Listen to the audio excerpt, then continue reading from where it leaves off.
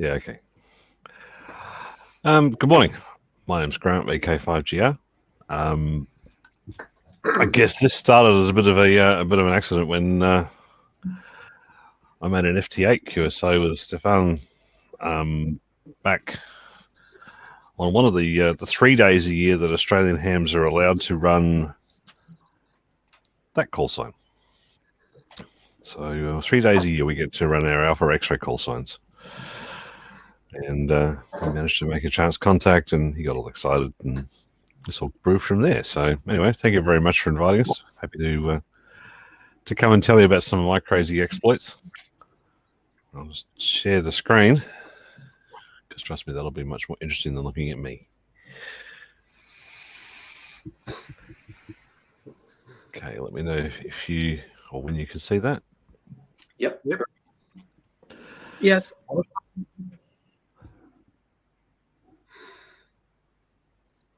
Okay, cool.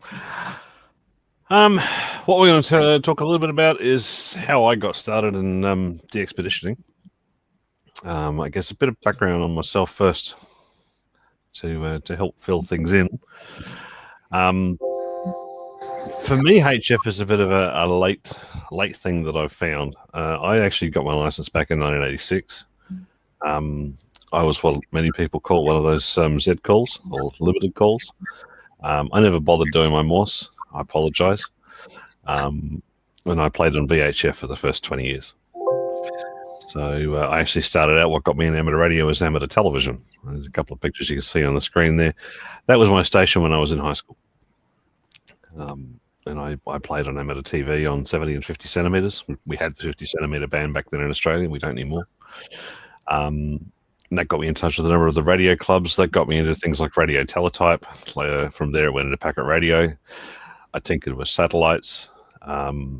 Favorite satellite contact was left a message in the mailbox one day on Mir for Andy Thomas, who actually was went to the same university that I did, but he was on Mir at the time as VK5 MIR. I'll never forget the day he come up over the horizon and was calling my call sign from the space station. So we had a chat for about 6 minutes as the space station flew over Adelaide. So that was pretty good. I did a lot of contesting. I did a lot of fox hunting or radio direction finding. Of course, in Australia, we do that with cars. It's fast. It's fun. You also get bogged a lot. We had a lot of fun digging cars out of pine forests as we went to the nationals down in amongst some of the timber plantations in the southeast. I then had a period where I sort of went fairly dormant. That was probably after 2003. Did other things for a few years. 2008, I picked up the call VK5GR, and that was, of course, about the time that Morse code was no longer required. Found HF in 2014, I suppose is a way to put it. The new radio club that I joined, which I got involved with, in fact, through high altitude ballooning and Project Horus, they also got into HF contesting, and I rediscovered the fun of being on HF.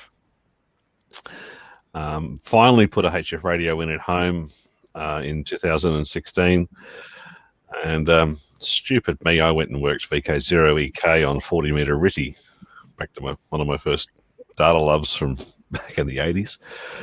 I thought, this is really cool. I've just worked Heard Island on 70 watts on radio teletype. Oh well, I was bit, and DXing ever since. So, and then I found Islands on the Air, partially because of Heard Island, and the rest is kind of history. So that's how I got started. When I started expeditioning, I did some very simple beginnings. The first DXpedition that I claim I went on was I took VK5GR/P down to Kangaroo Island. So Kangaroo Island's only 130 k's away. We spent 4 or 5 days down there. Very modest station, just a fan dipole on a fiberglass pole that we bought. Back then I had a TS690, a very, very, very underpowered laptop. And I did some FT8 and I did some RITI. didn't really do any SSB. I think for the 5 days we were down there, we made 300 contacts. That was pretty good. We had a lot of fun. But well and truly, maybe bite the bug though, which was expensive in the end. Because the next one, in 2017, we went from Kangaroo Island, we went out to Niue. So we went from 130 kilometers to nearly 6,000. And all of the fun and games of dealing with the logistics of actually doing international travel with amateur radio gear, and not just a small amount of amateur radio gear, about 50 kilos of it. That's what we took out to Niue. Only way I could get the gear out there, my wife and daughter came along as well, and we all flew what they call premium economy on Air New Zealand. And we had to do that just so that we could have an extra bag on every seat to carry the radio station. So it's not a cheap way to do it. But on the seats, not in the luggage. No, we had to buy an extra seat because one of the problems with flying in the Pacific, especially particularly places like Niue and Tonga and so on, is the flight is 2,400 Ks. They fly, in this case, A320s, although sometimes 737s. Those aircraft have to have enough fuel to fly all the way to Niue and back again, in case they can't land in Niue, because, well, it's the Pacific Ocean and there's nothing in between. And so the aircraft are quite heavily weight restricted because they've got to carry enough fuel for a full round trip in case they can't land. So that's a challenge to planning these sorts of things when you go out into these islands. Yeah? A lot of people don't think that's a problem. You think, oh, just buy excess luggage. We'll be right. You can't buy excess luggage on this flight. The only way you can buy excess luggage is if you buy the seat as well. So effectively, consider your excess luggage bill is about $3,000. Is effectively the price difference. To get out there, what have you got to do? Well, obviously, you've got to find some accommodation. So you do all of that online, cross your fingers and pray. Have I actually found somewhere that's RF quiet, that has enough space to actually put the antennas up, etc., etc.? You've got to figure out how to get there. And I just mentioned the airline baggage problems that you can have, weight restrictions. Decide you end up pre-shipping your gear using freight services, in which case all of the rigmarole of using freight services and international customs. You're traveling with gear that customs will take one look at and say, "Oh, I might be able to get my pound of flesh here with some import duties," and then, "Oh, he's going to come back through again. I'll get him again." So by the time you actually add up the cost of a basic K-line station, which is what I typically travel with now, so got all aircraft gear for the expeditioning. I'm having to deal with basically shipping somewhere between, well, for the first couple of years, about $15,000 worth of equipment. So when they decide that import taxes are 10% of that coming in and out of Australia alone, they try to clip you for your $1,500 worth of flesh for no reason, because I am actually returning with the gear afterwards, and it was mine in the first place. So in fact, I don't have to pay tax, but you have to have all the right documentation to prove it. And navigating that minefield is a pain in the neck, to be honest. Don't forget, you got to go and get a license on the other end. None of these countries are CEPT signatures. In the case of Niue, I had to go and contact Niue Telecom. They're the licensing authority out on Niue. Niue is a very expensive place to get a license. And in fact, I believe now it's about $500 for a license out of Niue. When I was there, it was $100. They put their fees up, I think, just after I left. They basically take a full cost recovery model. They see it as revenue. They know about traveling amateurs. There's been enough go out there that they see this as something that I'm sure they can make a buck out of. I don't begrudge them that on Niue. I'm not sure how much anybody knows about that little country. I say little. The total population of Niue is 1,500 people. That's it. It's one island. You can drive around it in about 45 minutes. So she's not a big place. Stunningly beautiful, but not very big. So what do we do when we did get there? So we rented a little place up on the northwest coast. That turned out to be absolutely beautiful. For my very first international DXpedition, trying to fly with antennas and all the rest of it, I basically took this vertical. So this is a folded monopole, with elevated radials. So it's a quarter wave antenna, basically quarter wave vertical. But on 40 meters, she's folded over. So it's effectively an eighth wave high, 40 meter, 10 meter long element for the radiator. And the radials are made out of tape measures. So when you change bands, it's really easy. How long does the tape measure have to be for that band? And that worked a treat for 40 meters and up. So we took that. We also strung a 3-band trap dipole in some coconut trees. And that did get us all the way down to 160. So we had a lot of fun on Niue. The station was, again, the Kodan station you can see there. Yeah, Niue is a fantastic place. If ever you got a chance to travel in the Pacific, this is one of the little gems that we found that you have to go and visit the place. And I will hopefully be going back to activate Echo 6 again sometime in the next 10 years. One of the cute little quirks of Niue, we get out there and basically every night you can go to a different restaurant, but you've got to plan it in sequence because the restaurants are all open one night a week and they're all sequenced. So, one night you can have Indian, the next night you're going to have to go and have Niue hamburgers, and the next night you're going to have a full traditional feast, and the next night you're going to have Japanese, and the next night you're going to have pizza, because that's the order that the restaurants open in, and they're only open one night a week. So it's kind of cool. So it's a couple of photos around Niue itself. It's a coral island. It's a rock island. There's no real beaches. There's a couple little beaches, but that was one of the best swimming holes that we found. And we're standing in the water and literally watching the fish swim past our feet. And much to my wife's concern, the sea snakes. Niue's famous for them. But, beautiful place. Next one we went into Vanuatu. So skip forward at about 8 months. So we went to Niue in September 2017. By April 18, I couldn't wait. I had to go again. And managed to talk my wife back into it somehow. So off we went. This time to Vanuatu. I took out a YJ call sign, went through all the rigmarole again of how to deal with the licensing authorities. Still no reciprocal licenses, so it's basically take all of my credentials and my Australian license, submit it to TRR in this case, so the telecom regulator for Vanuatu. They process the application. Takes a while. None of the applications I think I've made for a call sign have taken anything under 3 months to get. You do need to understand this concept of island time. Island time is a bit like what we call in Australia NT time, or Northern Territory time. So there's the Northern Territory.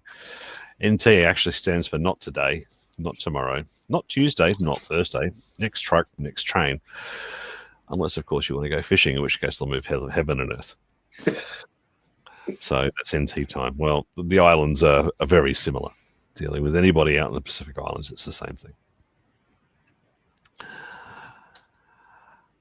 What do we take out to YJ?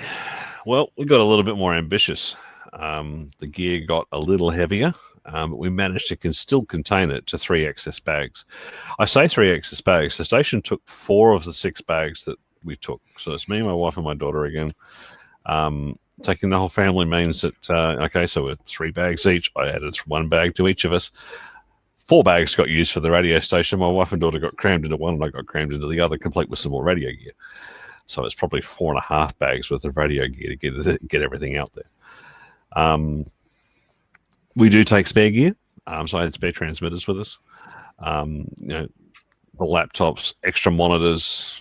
And then, of course, one of the little challenges you always find when you go to these places is finding a suitable table. We've discovered that the outdoor picnic furniture is usually what we have to raid and bring inside to actually get this to work, because we can't take a table with us. You've got to improvise when you get there. That's one of the little things you've got to think about. Antennas, when we got to Vanuatu, well, we got somewhat more ambitious. So I invested in one of MW0 JZE's portable hex beams and an aluminium tower from Spiderbeam. That basically is now my 20-6 meter rig that I take out in the expedition since. I've got a hex beam here at home. for being compact and considering the performance you get for the size you get, they're worth the money. Sure, larger antennas would be nicer. But yeah, size to performance, I think I haven't been able to beat it yet. The other antenna I took out, well, I wanted to be a bit more ambitious on low band, so now we've got a full-size 40-meter vertical that is able to be top-hatted and turned into an inverted L on 80 and an inverted L on 160. So that and also works on 30, and in fact is tunable anywhere. The way we built it, it's sort of modeled a little bit on what the crank IR is, but it's the crank IR at sort of crank IR. I think they're about $1,000. I think mine cost me $100 to make out of fishing reel bits. Does the same job. So nice little antenna. The nice thing with this is that it does perform pretty well. I was about 10 feet from the water. That's actually, have I got another photo the other way? I think I have.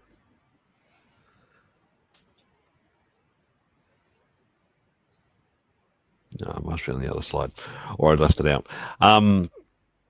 Literally, we were on the water, on the edge of the bay.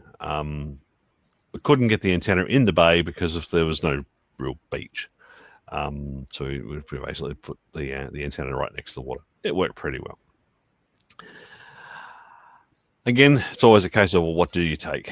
So I'm now up to about 90 kilos of gear. Yeah, that's right. It was nearly that. One of the things I definitely have to do when I'm on expeditions, you will always see the amplifier there. Golden rule I read once of DXpeditioning before I got into this, and it absolutely is true. You have to be heard, because otherwise you will lose control if you pile up. So I've always taken the linear with us. They're big, they're heavy. Again, I go with what I call the power to weight ratio. For an amplifier, and the little KPA 500 from Elecraft isn't bad. She's 500 watts. She's 11 kilos. And from my experience so far, basically bulletproof. I have had a few minor faults with mine. Most notably recently in the CQWW RITI contest last year. I finally managed to make the power supply expire. Top tip, if you actually have spade connectors in something, eventually they tend to go high resistance and then they get hot and then they melt. And then they start to char the circuit board. You don't want that. Can I ask a question about the amplifier, Grant? Certainly. I was recently looking into the Elecraft ones, and somewhere on one of the pages it mentions it is compatible with most other brands. Is there anything specific you have to look for if you would connect it to another brand? It's dead easy. Okay. Plug a PTT line into it. Okay. All right. Feed RF into it, basically. It's not that. I used to run it off the back of my TS690, and that is the most basic analog rig you can imagine. So I have driven lots of different radios into it. I have driven, although you've got to watch the spectral purity when you do this one, I've driven the IC706 into it, which is my backup radio. I find the 706 isn't the cleanest radio in the world. But no, the amp itself will take almost anything. And the cool thing is it'll run 500 watts of FT8 all day. It'll run 500 watts of ready all day if you treat it right. You just got to keep watching the PA temperature. That's the trick I found with it. So yeah, and I mean, my linear actually has a bit of a story behind it. It's actually, I think it was like serial number 18 from the Elecraft factory. It's actually one of their pre-production test amps. One of the guys in Australia was their beta tester, and he eventually sold it, and I picked it up. The other thing I'll say is my amp and bass radio now have probably got something in excess, I think, of about 50,000 kilometers on them. So not many people would think of their ham gear as how many kilometers have they traveled. Well, I did the sums the other day out of curiosity, but that's 50,000 Ks of being bounced around in the bottom of aircraft holds. So, considering how far she's traveled and the abuse she's taken, just by picking her up and constantly moving it around, I can't be more happy with it. So yeah, that's the amp. But that's the station that we had on Nui. One other thing I have learnt: take lots of ferrite cores and stuff with you, particularly if you're traveling with the family, because all of these. So Nui and Vanuatu is an expedition with my family. So our holiday style, supposed to be out doing sightseeing and playing with my daughter and doing family things. And here I am, I'm taking all this radio gear with me. So Nui was good. Vanuatu, the balance started to get tipped the wrong way. I think I was asleep 8 hours, with the family 8 hours, and on the radio 8 hours every day for 12 days. That's when it starts to get a bit too much. So yeah. But we do visit some really pretty places. So again, that's the house we had in Vanuatu. And you can see sort of where we were in relation to the bay. We're on the shores of a bay about 15 minutes from the capital, Port Vila. That's where we were in Vanuatu. But lots of swimming holes, waterfalls, very pretty country to go and visit. Lots of really nice people. And I did actually meet one of the local hams out there. So Ron YJ8 YJ8RW paid us a visit, and got to know him a little bit as well. Turned out he's actually an expat Australian from, of all things, Naracoorte in my home state. He's lived in Vanuatu as the local electrician for about the last 30 years. So for the first 2 expeditions, how do we go? What did we work? Well, there's some of the plots of where we reached and some of the scores. So 300 QSOs in the first expedition to Kangaroo Island. That was over 7 days and 44 countries. Yeah, modest effort, but it was fun. Nui got a little more serious, 2,500 contacts in 12 days and 83 countries. And now we're getting fairly busy. Vanuatu, we did 3,300 contacts in 14 days, 96 DXCC. Now we have the taste for something bigger. This is when the wheels go into high gear. But, we had a lot of fun with those 2 expeditions. It's interesting. One of the things when you're the sole operator on one of these things, you do tend to have the opportunity to talk to a lot of people, and they know that it's just you, and you build a bit of a rapport with them. It's the amazing thing with this hobby is to be able to meet people over the air, and they're intrigued as to where you are and how you got there, and you make a lot of friends along the way. Didn't get the same feeling when I did a bigger one. So it's interesting that these holiday style ones where it's a sole operator have a completely different vibe to what we tried next and what we learnt next. So as I said, now I'm getting into thinking this is pretty cool, but I have to solve this problem of how do I do this with the family? I need more radio operators so that the station that I take out there can be on the air, but I can spend more time with family. Well, so I start talking around my local radio club, which is the Amateur Radio Experimenters group here in Adelaide. And I find that there's a couple of others that are interested in coming. So Ollie VK5XDX gets all keen, and Andy VK5AKH gets all keen. And then shortly afterwards, Steve VK5SFA gets all keen and want to join us as well. So now there's a team of 4 of us. We're talking about expeditioning in general. And then we have to answer the fundamental questions. When to go, where to go, how to get there, where to stay, who wants to come, what are we going to do when we get there, and what are we going to take? And when you've got a team, the possibilities open up, and the technical challenges open up as well. And then people get all these lofty goals, and you go, yeah, I think we can do that. Let's try. And then that's what created A35JT, which is so far my only team expedition. But now we've got a little bit more serious, and the costs got a little more serious accordingly. Where we stayed was this beautiful place called Tokava Beach Resort on Hartafu Beach, and this is on the main island of Tongatapu, which is where the capital Nuku'alofa is in Tonga. Unfortunately, Cyclone Harold came through last year in March and has wiped Tokava Beach Resort off the map. They had a storm surge come through and literally take all the buildings off their foundations and carry them away. There's nothing left. That doesn't exist anymore then. That doesn't exist anymore. So Mateo and Fiona, the owners of the place, fantastic people, that came through, and then Corona hit, and so there's no money coming in, and they still have not been able to start rebuilding. And even now, when you look on Google, you can see the damage to the northwest coast of all of the resorts. Some of them are back up and running because they're a little bit more inland or a little higher than what Teokava was. But Teokava was literally on the beach, and it just got washed away. So they'd spent about 5 years building up the place and had it taken away in one storm. So that's pretty sad. It's sad that happens so far away and you don't think about it. In 2016, I was to Fiji.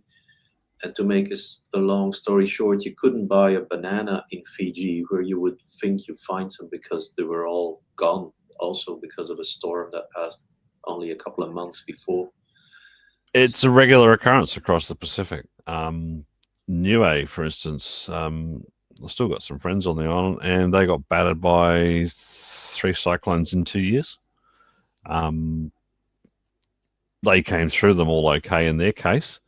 But again, it's a little different because it's sort of, you got the island and then there's this almost all the way around the island. It's about a 10 to 15 meter jump up of the rock edge of the island before you get onto the land. And so they don't have the storm surge problems. They just get the wind damage. In the case of Tonga, they had the wind damage, which didn't help. So they had the storm surge as well. Anyway, so Tonga, we got a little bigger. We've got multiple operators. We had to sort out what we wanted to do. More than one station, that was more gear. Targeted activities, that was more gear. Now we're looking at how do we get 230 kilograms worth of radio station out to the islands. And we were going to do everything from 160 meters through to 6 meter moon bounce. 2 complete K-line stations. So basically KPAs, K3s. I take a microham, micro-Kia with every rig. We powered every rig up with a Kodan power supply. I'm not sure how many people in Europe have ever heard of Kodan, but they're a commercial HF radio manufacturer. They're actually based here in Adelaide. But the guys who build their little power supplies, their radios are second to none, but they're designed for commercial and military. The power supplies, though, are something I adore because they are bulletproof. You can have the mains do some really nasty things to the power supply's input, and it will not transmit it through to your radios. This is one of the things you might have, anybody who followed one of the other expeditions who went to Niue year before last, they lost their amplifiers and radios because of a main surge. The mains power on these places, it's okay, but it's not very stable. And I was lucky. I didn't see it myself in Niue, but they certainly did. They had line volts jump to 300, and everything expired. The beauty is these Kodan power supplies that I run, the little 3020s, they're bulletproof. They'll take that and keep going. So these days I take a whole bunch of over voltage gear, surge protection equipment, power supplies that can withstand it, so that I've got some hope of my station surviving being kicked in the backside by the mains. So yeah, mains power and power availability and reliability in general is certainly one of the things you have to think about when you're going into these places. Back onto the gear. So now we're trying to ship 230 kilograms of gear to Tonga. They have a problem, of course, that they have the same flight restrictions as Niue does with weight. You can't buy enough seats to carry the gear in this case. So what do we do? How do we get the stations out there to make sure the gear arrives on time?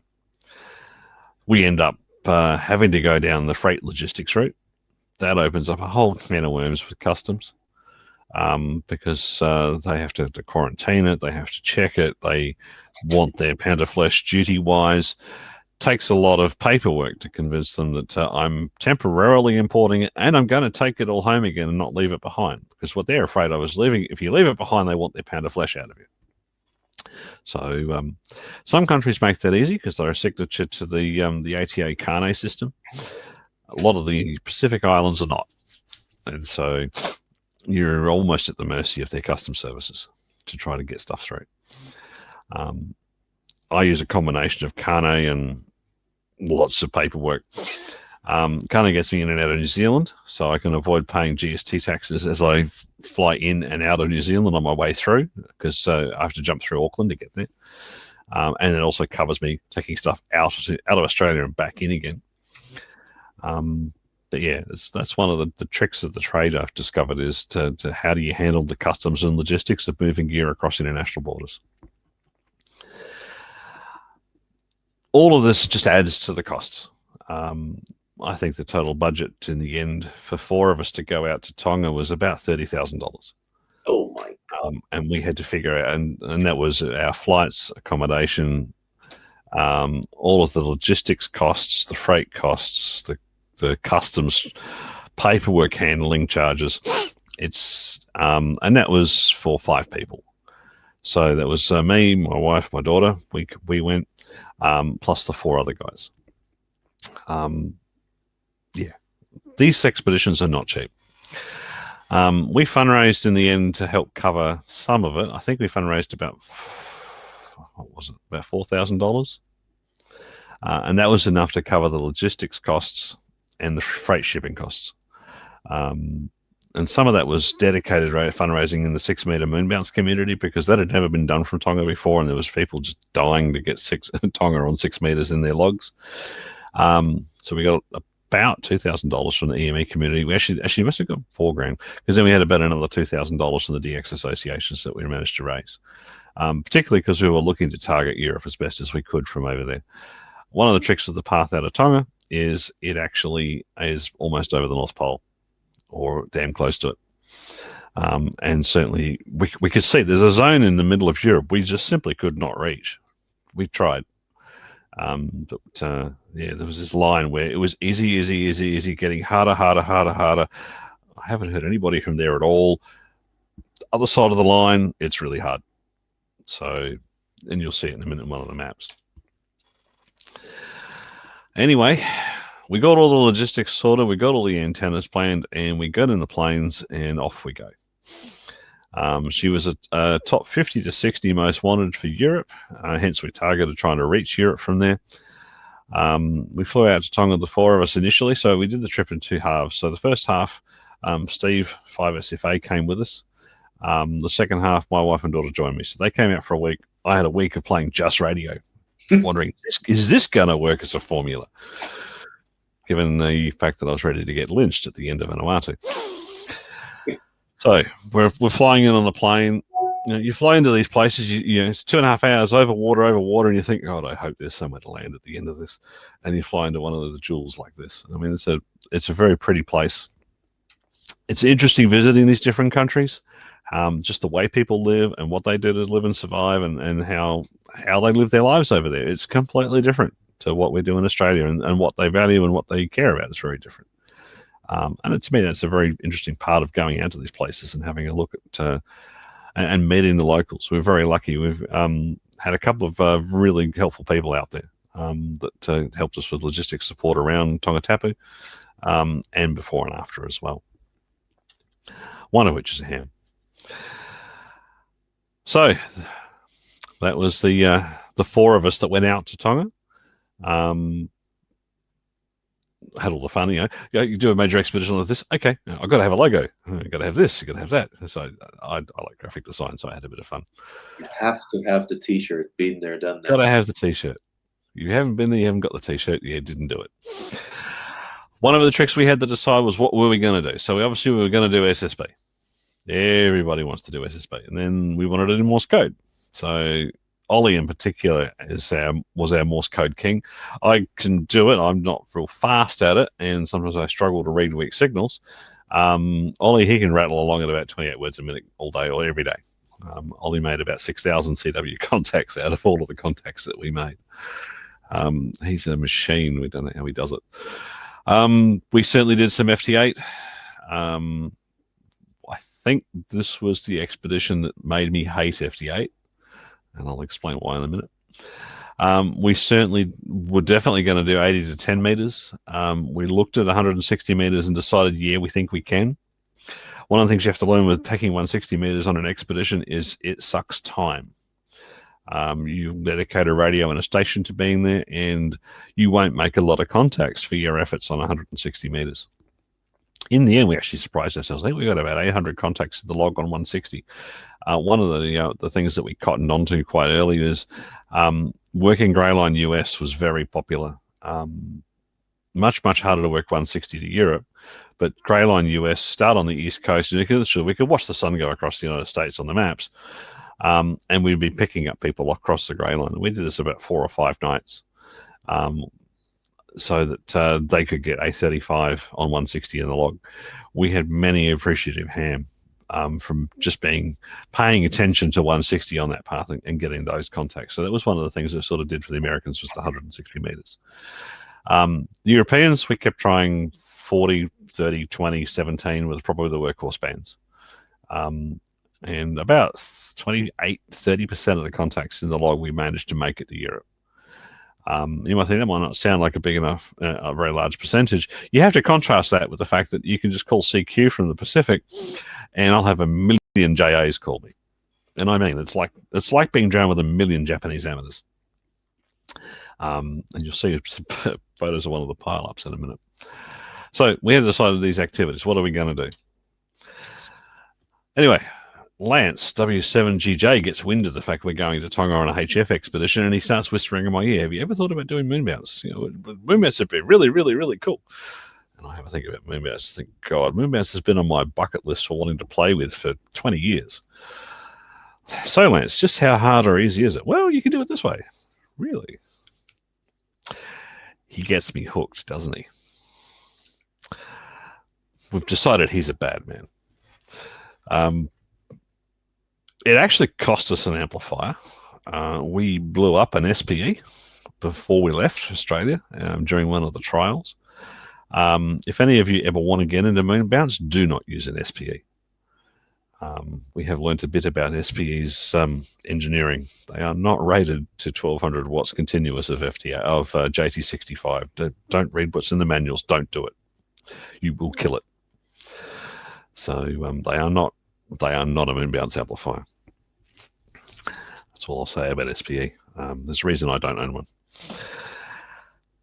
We ended up buying a second amplifier before we left, and we actually picked up an M Squared Systems M6 amplifier, which is 1200 watts, dedicated 6 meter amp, and that thing's bulletproof, and it ran all of the EME expeditions, and I'm hoping to take it out again, and maybe even take moonbounce to another island. I really enjoyed it, but again, this is another one of these modes, like 160 meters. A lot of hours on the radio, but contact to time on the radio ratio was, in the case of moonbounce, 25 contacts in 38 hours. So if you imagine you're on a DXpedition, for those 38 hours, I should have been able to put down about another 3,000 to 4,000 HF contacts. So, yeah, moonbounce, particularly unfortunately for us, because we had to shut most of the HF down to run it because of interference between the stations, very high impact to your expedition activity. So, and it did annoy the HF operators a little bit, because like they basically had to go off and have a swim and walk around the island and read a book or whatever while I had the moonbounce running. But we'd made a major commitment to do it, and half of the equipment transport cost funding came from it. So we were kind of committed to do it. Would I mix moonbounce and HF again? No, not unless I could have 2 stations and put a couple of kilometers between them so that they could run simultaneously. So a tip if you ever want to play moonbounce in an expedition. What do we take antenna-wise? Well, I did say we were going to have lots of stations. We ended up with 3 stations that we could put to air at once most of the time. So we had our inverted L for 8160. In fact, that was basically just used on 160 in the end. On the island, we also put up an 80-meter inverted V in a coconut tree, and we drove 80 meters on that for most of the time. The hex beam and spider beam pole came out again. This was the granddaddy project. We built 2 4-squares and took them with us. These are awesome antennas, but man, they take a lot of work. And they're not that cheap either. So 2 4-squares, we had one on 30 meters, one on 40 meters. We had to try and fit them onto the site in Tonga, and that was a bit of a challenge. But the ability to be able to switch the beam on 40 meters and null out the Indonesian QRM from the fishing boats when you're trying to run 40, or to be able to steer away from the radars and stuff you see on 30 meters down in the Pacific, was a godsend. And interesting enough, when you take so many verticals out with you and you realize, hang on, because I've dedicated my other vertical now to an inverted L160 and it was finicky to tune and I didn't want to touch it. Well, okay, how do I get a second 15-meter antenna? Well, the cool thing was we put a 2-to-1 transformer in the 40-meter vertical, and it ran quite happily on 15. And so during the day, the 4-square would have one of its elements disconnected, and we'd run it on 15 meters. So having all these extra antennas, we actually found we got quite creative with the antennas that we were using on the island, and tried to repurpose antennas to do different things. We found we could do 30 meters would also work on 10 meters. So it gave us second antennas that we could put onto the high band stations during daylight hours. The moon bounce array. Anybody who knows anything about 6-meter moon bounce, just put this in the brackets of pea shooter. This is too small. 6 elements is really not enough. And the next time I take moon bounce portable, it will be with a minimum 8 element LFA. 6, I have 12 dB gain. I have 1,000 watts. I have about 14 kilowatts EIRP. I needed about another 2 dB. 2 dB, and I would have worked a lot more stations. I heard a few. They couldn't hear us. So a little bit more gain required. We'll do that next trip. To get a lot of this gear out there, you'll see sponsor logos around the place. We did get a really big leg up with Spider Beam. They sent us some gear at a greatly reduced price. We can't thank them enough for the help they gave us. I reckon, it was substantial in the equipment purchase side of things. They helped us out with a second aluminium tower and a couple of other bits and pieces. So, can't say enough about those. The other big problem you've got to work out is I've got to take feed lines out for all of this. What am I going to take for feed lines? We actually cottoned on to, because RG8 is heavy, or 213 is heavy. So I ended up cotton on to this coax by Messi and Poloni in Italy. Foam filled, it looks like it's about 1/4 inch diameter, but it has the performance of RG8 and about half the weight. So again, on these expeditions, everything is about weight and trying to minimize how much you've got to ship. So we ended up buying about 200 meters of their coax, chopping it up into feed lines. Provided the VSWR is okay, this coax will quite happily take a kilowatt. So it's really good. One little catch is don't kink it, because you break the insulation down, and don't hit it with high VSWR or it'll flash over. Because if the voltage is inside the coax get above about 1300 volts RF, it'll punch through. So there's a couple of tricks to using that coax, but as long as your VSWR is not stupid, you're fine. But it's something just to look out for. I don't run a doublet or something like that where you're going to have to put an ATU involved and there's interesting impedances being presented and not matched properly. Don't feed the coax with that, otherwise it works a treat. Gear-wise, what did we take out there? Well, we had 2 K-lines, as I said. So there's station 1, there's station 2. Both KPAs. A friend of mine loaned us one of his amplifiers. I took my own. There's the 6-meter linear, so that was the moon bounce station down there. We also had an IC7300 with us, so that came out and often ran barefoot. A lot of the 40-meter FT8 people worked, in fact, was on 100 watts on that rig. So that behind the 4-square was actually quite formidable a station, which was really good to have. So we had 3 functional stations that could run sort of simultaneously, depending on what modes we were. The biggest problem we had is, again, we looked at the resort on the maps before we left. We thought, no, there's plenty of room. We get out there to discover that the photos from space on Google Earth, well, they were 2 years old. I think 2 years? what can go wrong in 2 years? This is the tropics. The whole back of the place, it was open paddock with small numbers of palm trees in it. On the photos, had turned into jungle, and you needed a machete. And that was in the space of 2 years. So we suddenly discovered that we didn't have the room we thought, and it was going to be an interesting challenge. Where the hell do we put all these antennas we brought? So it's convinced me now that if I'm ever going to do another big team trip to somewhere that I don't know and someone I haven't had a decent scout of, I'm going to have to go out there first. One of the projects I would love to go and do, I've always wanted to go out to the Marquise Islands in the French Polynesia. I'm not daring to go out there without doing a recce trip first. And that's the family holiday. I don't take any radios with me, but I do it. Or maybe I take the KX3 and a piece of wire so I can assess it for noise. But otherwise, I'll just go out there and have a look first. And then fly out there again with the team later on to make sure I can actually find a site that's got everything that you need. Anyway, we got on the plane. We departed from New Zealand, departing for New Zealand. So despite the fact we freighted 200 kilos worth of gear, I think we still had about another 100 kilos in our luggage. We finally got there. First order of business, at least get one radio on the air before you go to bed. I mean, it's a very long way out to Tonga, and we had to overnight in Auckland to get there. But we got onto the island, we got started setting up. What you can't see on this photo is that the beach is about 20 meters that way. So it was as close as we could get to the beach. It was an open public beach, so we couldn't put the antenna right on the water's edge, but we got damn close. And I'll tell you, that 160 meter inverted L, only 12 meters tall, but man, did she work. We had to put the rest of the antennas up as well, and that was day 2. I call it the big build, and it really was a big build. Ollie was slaving away putting the 40-meter foursquare up for about 12 hours. The challenge being how to thread it in amongst all the coconut trees. So we had trees growing in the middle of the arrays because we just didn't have big open areas. One of the big things we did learn here, we actually had booked out the entire resort. So we booked the Autotow Carver, which has 4 accommodation units. We booked out the lot. One of them we dedicated to being the radio hut. It was a godsend that we did. One of the things that I'd heard from A35EU beforehand is they had a lot of trouble with RFI and radio interference from just noise.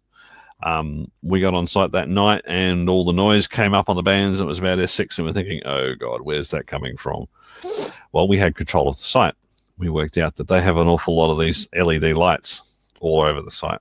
And well, unfortunately, they're cheap Chinese rubbish, and they had all the RFI components left out. So all RFI suppression componentry left out. So we just went around and we turned all the lights off in the place. We literally blacked out the whole resort, and we ran in darkness for 2 weeks. Because we had control of the place, we could do that. And turn all the lights off, noise source back to what you would expect. Which out in the islands is, it can be S0 on the meter on 160 meters. And all of the signals are sounding like they're 10-foot hole. It's an amazing feeling to get out there and be able to hear the bands with no man-made hash over the top. It's one of the reasons actually I love DXpeditioning is you get to these places where it's noise-free. That does actually still exist. Oh yeah, well it actually exists here in Australia without going very far. Even when I went to KI, I can achieve the same thing. I can go. We've got a receive site here for my local radio club. In fact, we've got some open channels on it now. So there's a Kiwi SDR set up that the Amateur Radio Experimenters Group runs about 100 k's north of here.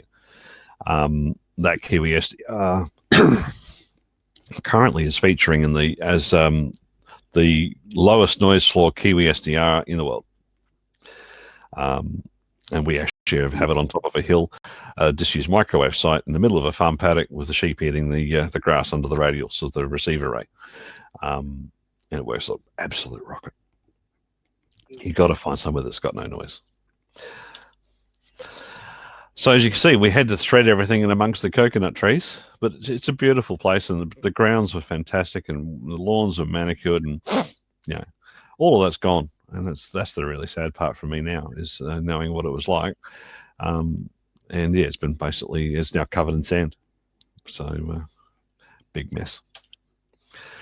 Then we got up and running. Of course, when you're out there, again, problem. What do you use for a bench? So we found some desks. We actually had to go to their equivalent of what we know as Bunnings, or basically a big hardware shop. In Australia, we have a chain called Bunnings Warehouse. So every joke about here about going to a big box hardware store, so we're always going to Bunnings. So we had to find the local Bunnings in Tonga. We bought a little plastic blow mold table for a couple of the stations. The table cost almost as much as the radio. Or at least it felt like it. I think the table was about $300. But it's like, the same table in Australia is $50. It's like, well, we need a table. It's gonna hurt. Oh well. Yep, here it is. But it is what it is. I mean, you're in the Pacific Islands. They have to get everything sea freighted out there. I'll forgive them for that. But it's the sort of things you got to think about. It's hard to get materials into these places. So we played radio. We did play our moon bounce. The people we contacted were ecstatic to get through, and I mean, I was really happy to make it run and get it to do what it did. If anybody's ever played it, I mean, you're playing. That's the JT65 signal coming back off the moon, and it is often all you can barely see it in the waterfall most of the time, yet the software will manage to decode it. Very rare you can hear the tones in the speaker. You are literally dealing with something that's 1 or 2 dB off the noise floor after processing. But yeah, we made just 26 moon bounce contacts to 4 continents. We considered that job done, at least for a first effort, and not bad for a rookie moon bounce crew that we'd only ever really run it twice before from Australia.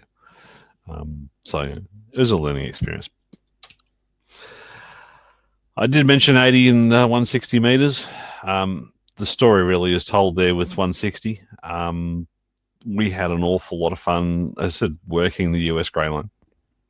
And it was a relatively easy path to work from the South Pacific, I'll admit. You can see it's an awful lot harder to reach into Europe. We did work some of the Europeans on 160, which we were really, really pleased to achieve. But the further west you get, the harder the path becomes. And the really far western stations, it's practically over the Arctic Circle. So it's one of the things people often don't realize about Australia when I want to talk to South America. I have the same problem from home. Australia to South America is straight over the top of Antarctica. And so the path doesn't work very well, as I literally have to transit the South Pole in my case to get to that part of the world. Needless to say, it's a lot easier to work South America from the mid-Pacific, where the paths are, they approach 50 degrees, but they don't have to go over the pole to get through. As the time went on, we worked out we needed more antennas. It was a problem. We really wanted to have extra combinations during the day, and this is where we kept modifying our 4 square verticals to do other jobs during the daytime. So all of the 4 square verticals are held up by fiberglass fishing poles. They're a story unto themselves, and a frustrating one at that. They're not that cheap to get. They're hard to get, the 12-meter tall ones, and unfortunately, they're also very easy to break. So in the end, we took 6 12-meter fishing poles. We broke 2 of them. So we didn't have too many spares at the end of the trip. We took about 6 9-meter fishing poles for the 30-meter vertical, and again, I think we broke 1 of them. So I'm about to invest some money with Spider Beam. I'm going to actually go and buy a set of 12-meter Spider Beam poles for the 4 squares. The Spider Beam poles are indestructible compared to these things. So I need to change the poles over before I try and do this again. I mentioned FT8 before and how towards the end of the trip we got to hate it. When you're on an expedition in particular, you're running in fox and hound mode most of the time. The only band we didn't do this on was 160. Fox and hound mode, you can't see the radio channel. You don't know who's there. You can't see the signals. It doesn't just decode them and display them on the screen. So we actually lose sight of what's going on when you're the fox, which is a problem. It is also a QSO machine. It's literally the operator's just sitting there, it's just clicking buttons. And a week after, I just click a button to get the next station loaded. Did he get through? maybe. Yeah, he's in the log. Pick the next one. Pick the next one. Queue up 4 or 5. And it just churns, and you're thinking, well, I know they're getting a thrill out of working A35 at all. Many of these guys are probably little stations that this is the only way they're ever going to get FT8 to work or to get a contact to the South Pacific. But man, for the operator out in the islands, it's boring as hell. One of the only advantages I can see with FT8 in our expedition environment, because all the antennas ended up in relatively close quarters, like all the arrays are only 50, 60 meters apart, and that's just not far enough apart to make the station function with multiple transmitters on the air. But with FT8, that didn't matter because it's all time synchronized. So we ended up setting it up, and this is actually a screenshot from Andy's laptop. We actually had all 3 FT8 stations being run by one operator. They're all time synced. They all transmit at the same time, and they all listen at the same time. So now it doesn't matter about the fact that the different bands interfere with each other. And we called it the QSO machine because literally midnight to dawn, when everybody else had gone to bed, one operator could stay up and run 3 bands. So we had our band presence, and all the amateurs were really happy making contacts with A35JT, and it was one of us just basically sitting there pressing buttons. It is soul-destroying to run.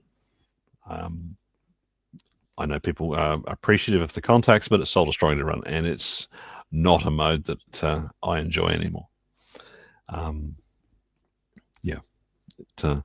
I think if I could finally convince Bill and Joe to change the GUI in Fox mode to the point I actually got them to understand what we as an operator really want, it would be better. That, or I'm just going to have to learn to program again and write my own GUI, because as it's presented, it's a painful system to use. But yeah, we coined the term single operator 3 radio while we were running this thing. And literally, this is three computers, 2 of them VNC'd onto the screen, and the third one running local to run the 3 stations at once. So it's one operator, one console, transmitters all over the room, and they're all cleaning up together. It's fun to watch, it's sort of being run, but yeah. I mentioned sort of the log disparity, and I mentioned pile-ups. So, we tried to work Europe. We couldn't help work Japan. Unfortunately, Japan's signals are on the way to Europe. So pointing our antennas at Europe, we have maximum signal going into Japan at the same time. So, of course, they go crazy. They think, DX, I can work some DX. And the JA wall is amazing to hear. Most of the time, also, they are the most polite operators I've ever run across. There are operators in other parts of the world. Maybe one of the countries to the south of you guys, southeast of you guys, has a foot in it. Could do with some lessons from the JAs of how to behave in a pile-up. Because they will literally line up and call by the numbers. And when you go back and reply, the pile-up just stops. And the one station comes back that you've answered. And then when he's had his contact, they all call again. And then you pick one of them out, and then they all stop. And you just work that one station, and you can hear it because nobody else is interfering. It's pleasurable. One of the beauties was we had a couple of fantastic openings, TP openings to Japan. And I think one we got a rate of about 200 contacts a minute. Sorry, 200 contacts an hour. And that opening lasted about 40 minutes on 10 meters. And that's, that was 28 megahertz. And that's literally, I think we were covering about 20 kilohertz of 10 meters. The pilot got that wide that quick. So we were working. It was very easy to work a rate in Japan. I think at one point on 17 meters, I could work about 3 or 4 JAs a minute, just because they are very, very skilled at being able to just very quick contacts. Makes it easy to do. 12 meters was also in high demand. But if you've never faced it before, here's us down on our call channel, and we're always up. One of the things you very quickly learn in expeditions: always run split. You have to be heard to be able to control your pile. You have to be heard, so you always run split. Don't try and run simplex, because your signal that everyone's trying to work will get then covered over by everybody calling you, and you won't know when to transmit back. And in the end, nobody can hear anybody, and it just disintegrates into a pandemonium. Always run split when you're on an expedition, and it's why you'll find all the big expedition stations do it. But when you do, it works a treat. We did have some excitement. We had a bushfire approach us while we were sitting in the camp.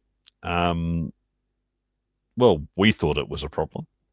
The locals came out, went out, had a look at the fire, thought, yeah, no, she'll be fine.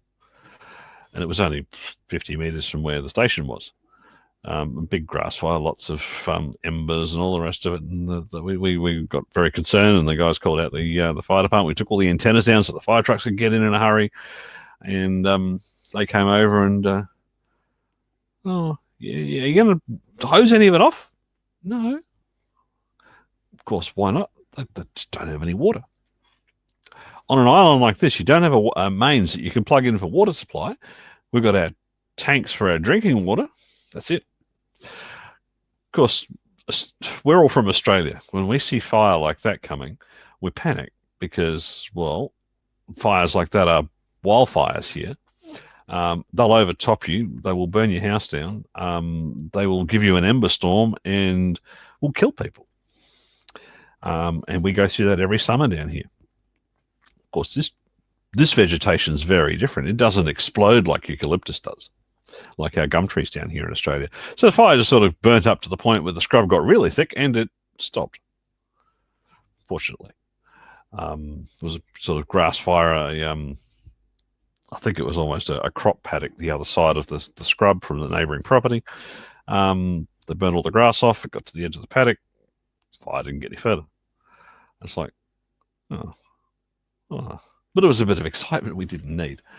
So that cost us about half a day on the air. Well, he panicked and did all of that. A few other things that went on that day as well. But anyway, so that was a little bit of fun. We learned about Tonga firefighters. Cool dudes. They knew what they were doing. It was just us Aussie that panicked. So I mentioned how FT8 started to give us all the heebie-jeebies. Andy finally had enough and he went old school. And he used to love playing PSK on 20 meters, so we actually switched modes. And I think we had a couple of days where we just said, no, we're going old school digital. To hell with the contact rate. We'll go and play with something different and give people a bit of something different on the air. We managed to work a couple of hundred stations in the end on PSK 31. Again, it's a case of finding a little niche that somebody never would have expected it, and they got that glee of, oh hell, I've just worked Tonga on PSK. And it's fun doing that sort of stuff. So we loved actually getting it up and running and putting some PSK on the air from Tonga. I love RTTY, so I ended up putting RTTY on the air. Did a little bit of activity in CQWW. The RTTY contest was on while we were out there. Didn't work anywhere near as much as I'd hoped. I think I only did 7 hours at the contest and a few hundred contacts in the end. But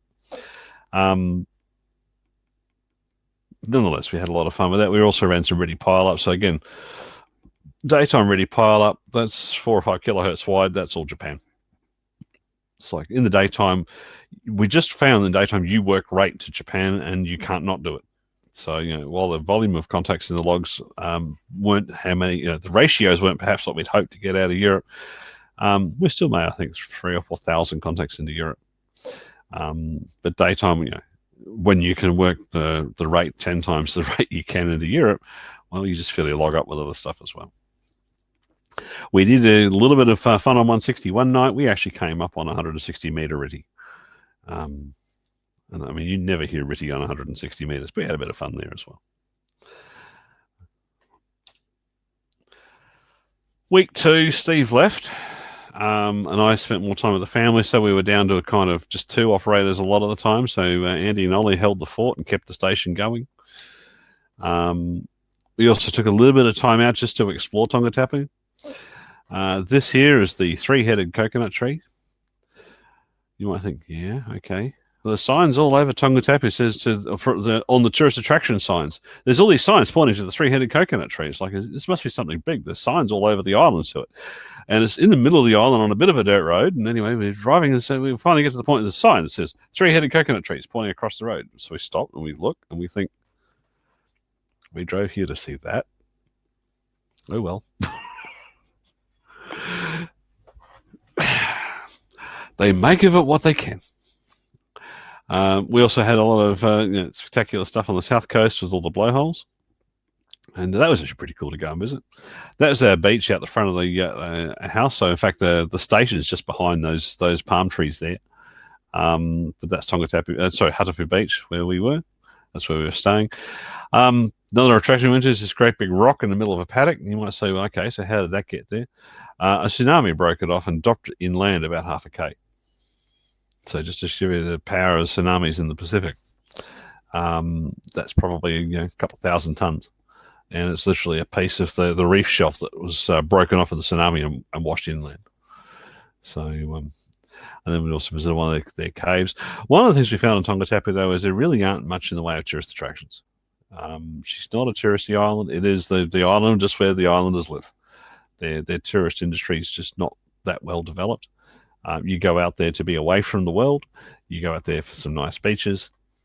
And you go out there to chill. Unless you want to play radio. Of course, you eventually have to pack it all up and get it home. So the car there is absolutely stuffed with the remaining 6 of us' possessions, all of the radios, all of the gear in that car is going home by air as luggage.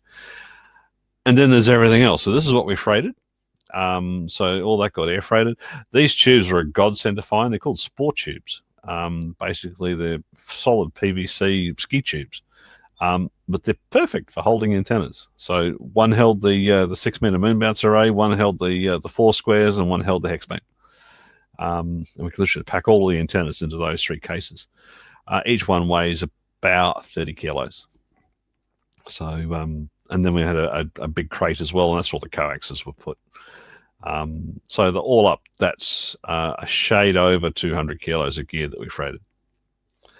No, sorry, air freight was 100 kilos. The other 100 kilos we took as luggage between the 6 of us. So it's just one of the challenges of how do you get all this gear to travel? What did we work? Well, there's a few stats around. Tonga was really cool. We did actually work a lot of QSOs. For our team of 4, we did about 15,000 in about 12 days on the air. Some of the time there was 4 operators, some of the time there was only 2 operators. So we sort of call it about a 2.5 operator effort, taking out the time lost with moon bounce.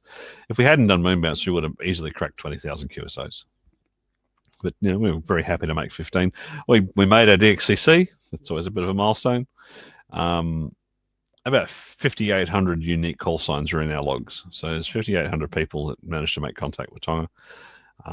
Many of them repeat contacts as well, as you always get the slot chasers. So the breakdown, Europe was only about 20% of the log in the end, but you can see it's absolutely 50% dominated by Asia. And that's, of that 50%, 99% is Japan. And like I said, you can't not work Europe without pointing over Japan. The really cool thing, I remember on the very last night, I'm on 17 meters, and I just said, Japan, wait, calling Europe. I didn't hear a JA call. Worked the Europeans. The Europeans would fade out for a little bit. Okay, Japan, your turn, go. I'd work 5 in a minute. And then I'd hear a European call sign. Japan, please stand by. Europe, go ahead again, please. And that was on 17 SSB. As I said, I wish other countries took lessons from how the Japanese operate on the air. I will say, unfortunately, there's a bit of a rogue element starting to appear. The first couple of years, I never saw it. This trip we did in the first couple of days, Jays were behaving as badly as the Italians. Do you guys find the Italians misbehave in a pile-up? I'll say yes.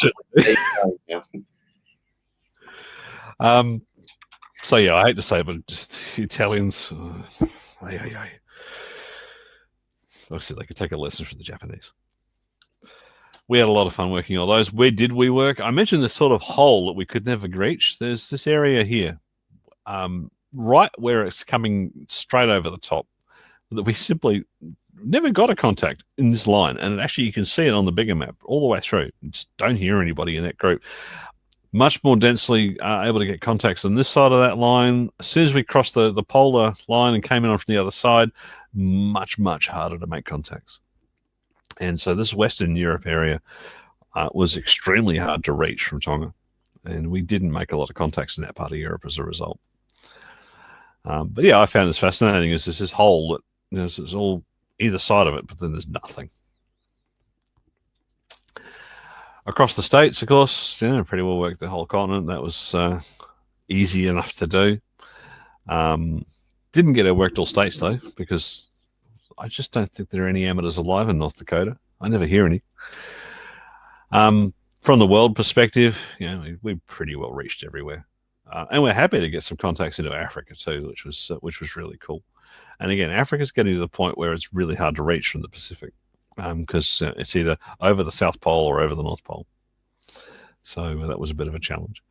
I'm really happy to also see a pretty good representation of amateurs across the South America as well. So we're really pleased to hear that. Again, they're not stations we often hear at home here in South Australia, because of we're just that wrong distance away. We did put a bit of a crew together off island to help us out, and we also, of course, had lots of our sponsors.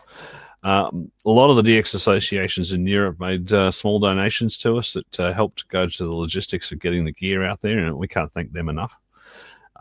Their support just made it that little bit easier. I mean, this is a fully self-funded expedition otherwise. And I said, I think we've fundraised about $4,500 in total off of the associations, individual donations, and the Moonbounce community. But it cost us about, I think the total budget in the end for everything came in at about 28. So if anybody ever begrudges helping out the expeditions a little bit, well, think about just how hard it is to actually go out there to give you guys a contact in the air. This is not a cheap endeavor, and this was not an expensive expedition. This was, rent a resort, didn't have to do too many sort of life support logistics, unlike the other really, really big expeditions. But even then, it was still a lot to undertake to get it out there. We did have a pilot team we set up as well. Nobody really used the pilots. I was a bit disappointed. We really didn't get a lot of feedback from them for people hearing us and wanting to target skids. But anyway, we put one together just in case that was a thing. Can't thank these guys enough for their support and engagement and camaraderie through the effort. So that was fantastic. And of course, my stalwart QSL manager Charles, he's put up with me now on 4 expeditions. As always, very helpful, and I know he turns the cards around pretty quick and gets them out the door. So I can't thank Charles enough for his support. On the islands, on Tonga itself, we met Christian, A35 Charlie Sierra. You'll probably never hear him on the air. He has a 20-watt HF rig that has an antenna for 20 meters. So he turns up occasionally, but he's not very active. These guys, to be frank, most of the time they're just spent on almost a subsistence living basis. Work is hard to find there, so he's always cooking up schemes to make a buck to feed his family. And hats off to him. He's the most resourceful guy I've ever run into for what he gets up to. Couldn't have been a nicer guy. Back in New Zealand, we also had some help. Jean-Philippe, Settle1 RPL, helped us with logistics for getting to and from Auckland Airport. Again, you've got all this luggage, you've got all these people, you've got to move them from A to B around Auckland, and it's like it's to the point you just about need to rent a minibus. Well, in the end, what happened is Jean-Philippe came and helped us with some space in a car, and we rented a car instead, and that helped us get gear around the island, get gear around Auckland as we were coming and going. So that was Tonga, and that was a lot of fun. What have we done since? 2020 didn't really have any immediate plans, and then COVID hit anyway. So in fact, 2020 we did have plans. The plan was actually to take the family to Disneyland and then go on to Dayton and do the Dayton Hamvention this year. Well, that didn't happen. So what do we do instead? Well, we then planned to go and do VK5GR. Kangaroo Island, in fact, has just suffered probably the biggest bushfire in a century. Over half the island got burnt out, and I mean burnt out. It was a very, very hot wildfire. There's nothing left. All of the buildings on the western end of the island pretty well got destroyed, including all of the tourist facilities in Flanders Chase and one of the national parks. There's literally nothing left on the western end of the island. So about 6 months later, we went down there. The idea being to support the local economy, and just by being down there and buying their goods and services, and visiting the attractions that were open, we put a little bit of money back in, did our little bit for it. We were down there for 4 days originally in July, and I went back again, and I took Andy with me on that trip. So we had 2 operators. We did about 2,000 contacts the first trip, and I went back. Actually, no, I think we did about 1,500 contacts the first trip. I went back again in January this year and added about another 1,700 contacts. Again, holiday style, but it's only 1,700 contacts in 11 days, and a lot of those were made at night to Europe when the family was asleep. So better balance of the family thing. Those are the stations that we took down there. Again, you'll see always using linears, even in this situation. It's, again, you're still trying to be heard. And this is the antennas we took down to Kangaroo Island. It's basically, I've got this antenna set now. It's fantastic. I can take it everywhere. So I put up one of the elements of the 4-square for 30. So that was a 30-meter vertical. The hex beam featured. Under that, I had an 80-meter dipole as well. And we had the 40-meter vertical, which is just one of the elements of the 40-meter 4-square. At least that was something we could install fast enough that with only 2 operators, we didn't waste our 4 days on the air. When I went back in January, changed the masting a little bit. I've managed to get a pump-up mast now, so that means that this whole array I can put up single-handed in about 3 hours, and 2 hours of that spent rigging the hex beam. So that's rather cool. And I had the inverted L again. The other reason we went back to Kangaroo Island is, well, it's a really pretty place. It is only 2 hours from Adelaide. I didn't catch to go to Kangaroo Island for the locals. It's $400 return for the ferry. It's the most expensive ferry per kilometre in Australia. But anyway, so we had a lot of fun. We went down there and we saw a lot of wildlife, visited a lot of the attractions. So that's remarkable rocks down at Flanders Chase National Park. You can see there it's all greening up and recovering from the fires now. So that was one of the shots of the fire areas. There are parts of the island where it's quite clear the fire was so hot that the gum trees are not coming back. The way gum trees normally work, they'll put green shoots out after a fire and they will recover. But if it's too hot, it kills them. And there's vast tracts of the island where the trees are dead. It was a very bad fire. So we went to KI, had a pleasant 2 weeks over summer. The really nice thing about going to Kangaroo Island is it's about 5 to 8 degrees cooler than here in Adelaide. So it was one of the reasons we went down there. The summer the previous year here in Adelaide, we had about 2 weeks of 40 plus degrees Celsius. That's not uncommon in Australia, but it's not very pleasant. So we wanted to go somewhere over the summer that wasn't going to be so hot. As it turns out, we've had quite a cool summer this year, but it was very nice to go down to KI. And that's really the end of my story. So, I'm happy to take any questions. Well, Grant, is my microphone back on? It is. That was some wonderful presentation. I mean, I think I speak in the name of everybody. That sure gave some look behind the scenes of what an expedition does. I haven't got my license so far. I haven't even got the chance to do a field day with my colleagues. I have a feeling to do a field day and you do it 8,000 kilometers away. Yeah, that involves a lot of stuff. There you are. Come on, I just ask everybody to put the microphone for a second. I think we should just thank Grant because this for me is amazing.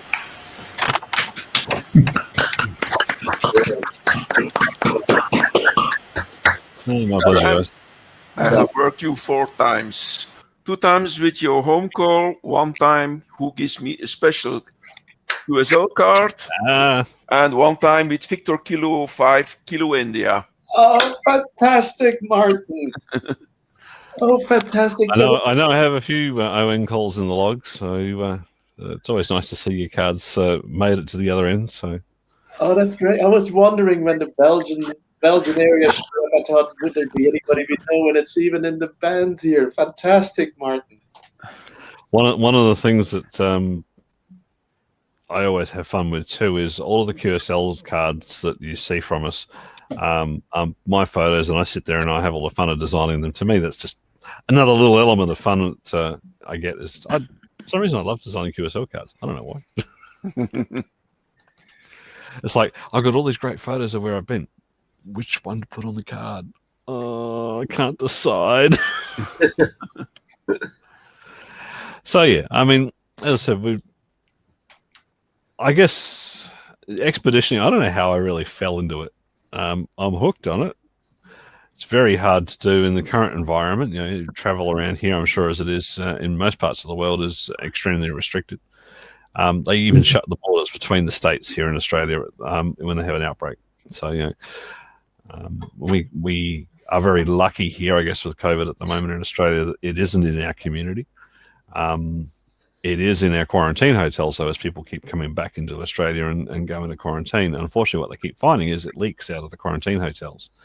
And we get these little outbreaks break out of the hotels all the time. And they actually sent Melbourne into 5-day lockdown last week. It sent us into lockdown for a week back in October. They've tended to now, as soon as they get sense of they found one, they just want everybody to stop moving so they can try to find all the other cases that one person's infected. The approach is working because we've managed to stomp on any outbreaks that have occurred. But yeah, it means that there's no travel. I mean, in and out of Australia, forget it. They let us fly to New Zealand for a little bit, and that's improving. It's still a little awkward, but at least we can do quarantine-free travel with New Zealand. But with the rest of the world, it's going to be a very long time, I think, before the borders will be up and running again and we can freely move. And I don't think it'll ever be quite the same. It is fair to say because of that, the next set of expeditions I'm looking at, well, you know, there's a number of DXCCs that are outside of Australia or inside domestic Australia, but off the mainland. You might see a few VK9s get activated. I must admit, I've long held an interest to go and explore Skeeling Island, so VK9 Charlie. You never know, we might make it out there in the next couple of years. And I'd love to go and visit Lord Howe Island, VK9L. So, you might hear an activation for VK9L in the next couple of years. There's no point in doing VK9N. Giannis, when he got stuck out there at the start of COVID, he ended up on the air for 6 months. He's pushed VK9N so far down the DXCC most wanted list, it's just not worth going out there. So I'll do Norfolk Island in about 10 years' time when it climbs back up the list. The others, they're all hard. So, yes, there is an announced expedition to Willis Island. VK9W, look out for those guys. If they actually get there, yeah, work them. But I won't be going, unfortunately. Or fortunately, I'm not sure yet. Mellish Reef, I know, is being talked about. People keep talking about wanting to do Macquarie, but the environmental restrictions of getting down to VK0M, basically you can't get a landing permit to land on Macquarie Island. And they're really, really protective of the place now because they spent a fortune eradicating the rats. The rats practically killed the bird population. They managed to kill the rats, and the wildlife is just re-establishing, and the ecology is just returning on Macquarie Island. As a result, they are really, really touchy about anybody touching foot on the island, as you can imagine, because they don't want to reintroduce the problem. So yeah, but you never know. There could be some of the Australian other DXCCs activated in the next couple of years by a number of Australian teams that I'm hearing, and hopefully I'll be one of those teams doing at least one of those destinations.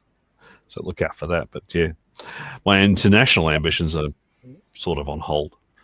I have a list of places that I'd love to go and do. I'd love to go out to Wallace Fortuna, Fox Whiskey. I'd like to go out to the Marquise Islands, Fox Oscar Mike. I'd like to do one day. I'd like to do 3B7. That's the bucket list one, which the French team last activated 2 years ago. So 3B7 Alpha. I say bucket list. That one is one that we will have to find a way to fundraise for, because otherwise it's going to cost about $100,000 to get a big team out there. This is big dollars to do some of those. But then again, St. Brandon's is still in the top 20 most wanted. If I could ever figure out how to get past the environmental crap, ZL8 and ZL9 would be interesting. But again, the environmental department in New Zealand is more feral than they are here in Australia. So trying to land on those islands is not easy. And that's just another aspect of doing this sort of thing, is that, how do you get on some of these places? One I've actually toyed with. In fact, I'll do a straw poll here. I don't know how many people have ever worked VK8. How many people want VK8, want Zone 29 in your log? Okay, well, that's a bit of an endorsement for me not bothering. Where is that? What VK8 is Northern Territory, so it's just next state north of me. But VK8 being Zone 29, there's practically no active amateurs in VK8. So if you're a prefix chaser or you want Zone 29, you either work VK6 or VK8. If you're a prefix chaser, you work VK8. If you're an IOTA chaser, which is the other big thing that I do, is Islands on the Air, you would actually, if I do VK8, it would be I'd probably go to Bathurst Island and run it as an IOTA trip as well. But yeah, I can get onto Bathurst Island, and I can do that because I'm in VK. No international crew can come in, and no international crew, if they came in, could get back out at the moment. Because basically there is no international air travel in and out of Australia that is usable. So yeah, there'll be, I think, a few domestic DXCCs activated by Australians this couple of years to make up for the lack of DX. But it's going to be a while before it gets back to normal. Is there, if you say Northern Territory is almost worthy of an expedition, is there really not many people in Northern Territory, like Kakadu National Park? You wouldn't get a permit because it's Aboriginal. I don't need to go into Kakadu. I mean, the Northern Territory is the size of half of Europe. I mean, that's the thing that you got to get into perspective. The NT is probably the size of France and Spain combined. South Australia is the size of, I think you can fit the UK into South Australia about 6 times. You know, the Australian continent covers all of Europe and goes sort of the other side of Ukraine, if you were to lay it on top of it on a map. And this sort of scale of distance. I mean, this is where I find it fascinating when I contest. You know, I just did Seeking WPX Jitsi. I battled for 42 hours. I made 673 contacts and thought that was pretty good. Yeah, it was. I look at the logs out of Europe; they make 3,000 contacts. I just think you're lazy. Your 3,000 contacts you made, and most of those are probably made with a propagation distance of probably less than 3,000 kilometers. I don't get out of bed for a contact less than 7,000 kilometers distance because it's 3,000 Ks before I leave Australia. Then there's 3,000 kilometers of ocean before I reach anybody, other than the Indonesians. And well, they're easy to work. I almost consider the Indonesians locals, or the Kiwis. After that, it's literally next hop 7,000 Ks to Japan, next hop 9,000 Ks to the west coast of the States. I don't even reach Europe until I've done 12,000 kilometers on the air. And it makes the bands look very different down here to what I imagine you guys see. The biggest problem I have when I'm trying to work HF is there actually a free channel there or not? It looks free. I can't see anybody on it. I start calling, and 10 minutes later I hear this faint whisper sort of come out of the noise. He's having a conversation. That's why nobody answered me, because the frequency was in use at the other end of the circuit. Very, very common down here. So if you don't hear VKs, it's probably because we think there's a gap and there isn't.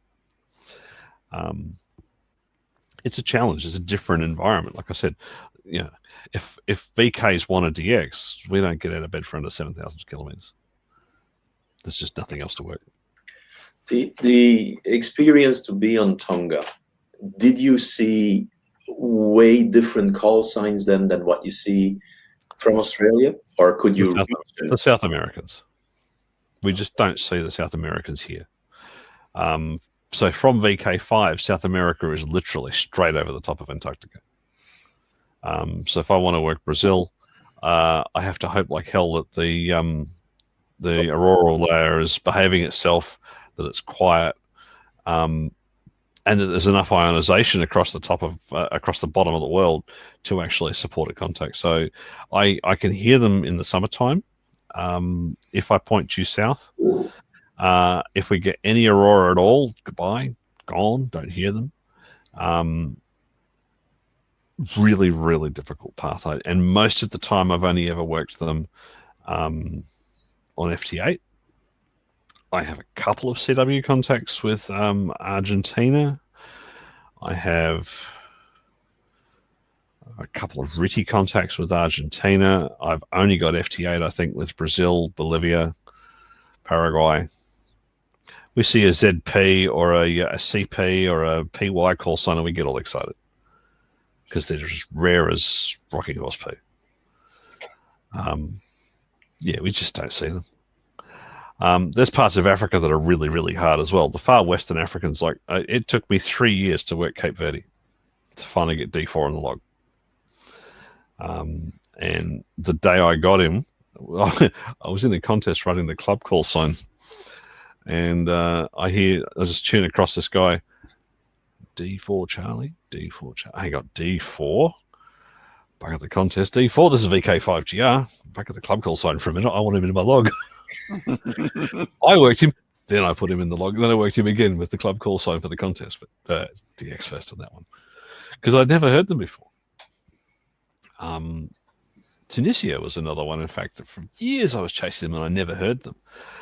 Now, oddly enough, in 2 contests, they've called me as I've been running. So 3v8 Sierra Sierra, I managed to work a couple of times now. But yeah, that north coast of Africa seems to be really hard from here. And around the Ivory Coast and that part of the world, the hardest thing we actually find from Australia trying to work DXpeditions and trying to contact them is they'll go to Africa and they'll point at Europe or they'll point at the States. Well, that puts us off the back of their antennas the whole time. So they never hear us. We can hear them. We can't. They can't hear us over the pile-ups. We've had expeditions go to the Pacific Islands. They still point away from Australia because I point at the States and they point at the past. Because in part of the Pacific, you point at the US, you get Europe at the same time. So they just point their beams northeast and over here. Hello, can you hear us over in VK? And only being allowed 400 watts doesn't help. So yeah, it's a challenge. In contests, it's a pain. You know, it comes to 1200 Zulu, all the Europeans, they swing their beams around, they point them at North America. Great. That was the prime opening time for VK, and you've all got the back of your antennas looking at me. Short path is really strong from here at that point, but not into the back of your antennas with the European QRM. And they just don't hear us. So, you know, I get, however, why it happens, because there's also so few hams on the air down here. There's probably 200 or 300 big HF stations in Australia, and that's it. 200 or 300 DXs, I reckon. Well, there's 15,000 hams here, of which probably 5,000 are active, of which probably 1,000 are on, or maybe 2,000 are on HF, of which probably 200 genuinely have the space and put up a big enough DX station to actually make it to the other side of the world. There's a lot of people that just use HF around here for local chit-chat. You know, just working interstate. But remember, to us, interstate is inter-country in Europe. So Victoria, I'd be 3 countries away by the time I got to Victoria. They're only 600 Ks away. So, you know, it's a whole different perspective on what you're doing. We have 6 meter openings, and it's like, you know, great, I can work 6 meters up to 2,000 or 3,000 kilometers around Australia, and I get the New Zealanders. But otherwise, my 6 meter log is just full of VK calls. I've worked as far in 6 meters distance-wise as guys in Europe have probably got 50 countries in their DXCC log for 6 meters. Here, I haven't left Australia. The only 6 meter DXCCs I've managed to land from home is the transequatorial path to Japan. As always, point north, call CQ, you'll get Japan on almost any band. It seems like almost on any day. I've got New Cal, I've got Fiji, I've got New Zealand, I've got Philippines,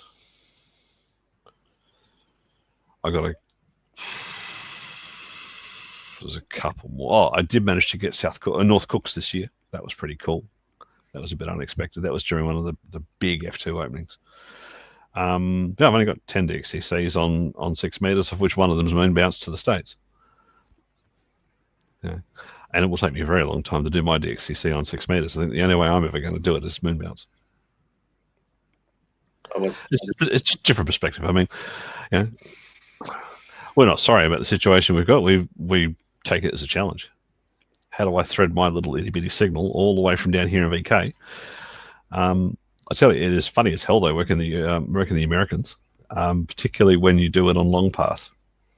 I swear they don't get the concept of long path. So one of the best openings I often get on 20 meters to the States is long path in the morning. So I point out over Africa and I go around the long way. Fantastic, that works.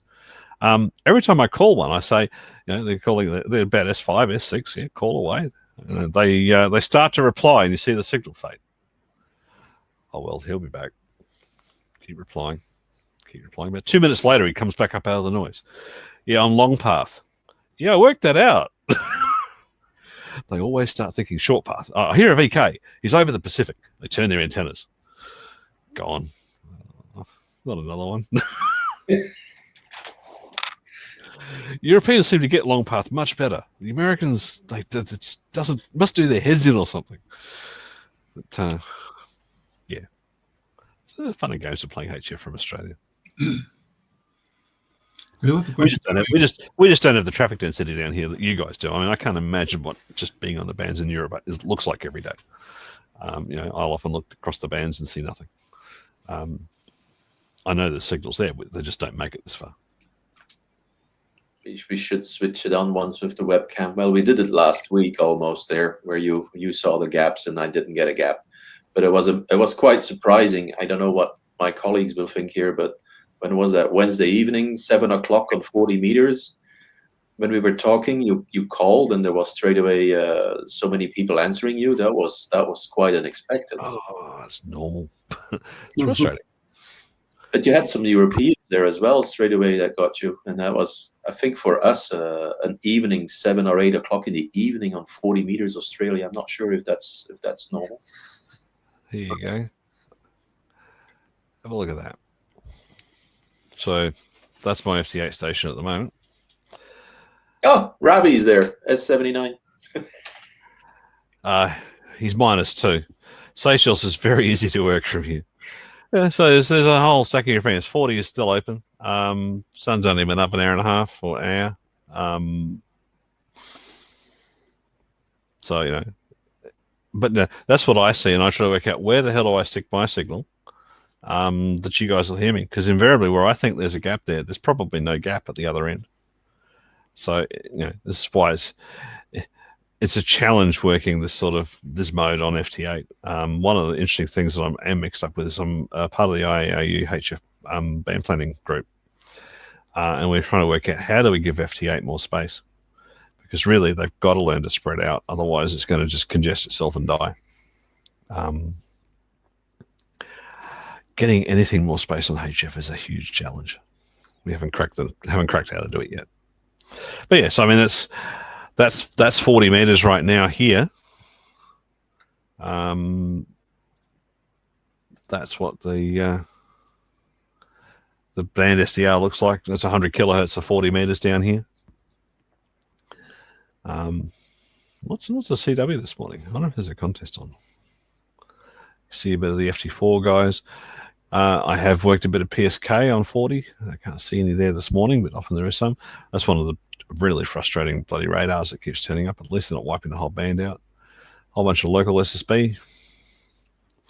And all this other rubbish is the RFI of trying to work 40 meters in the city. Probably should have mentioned I do live in a suburban block here in metropolitan Adelaide.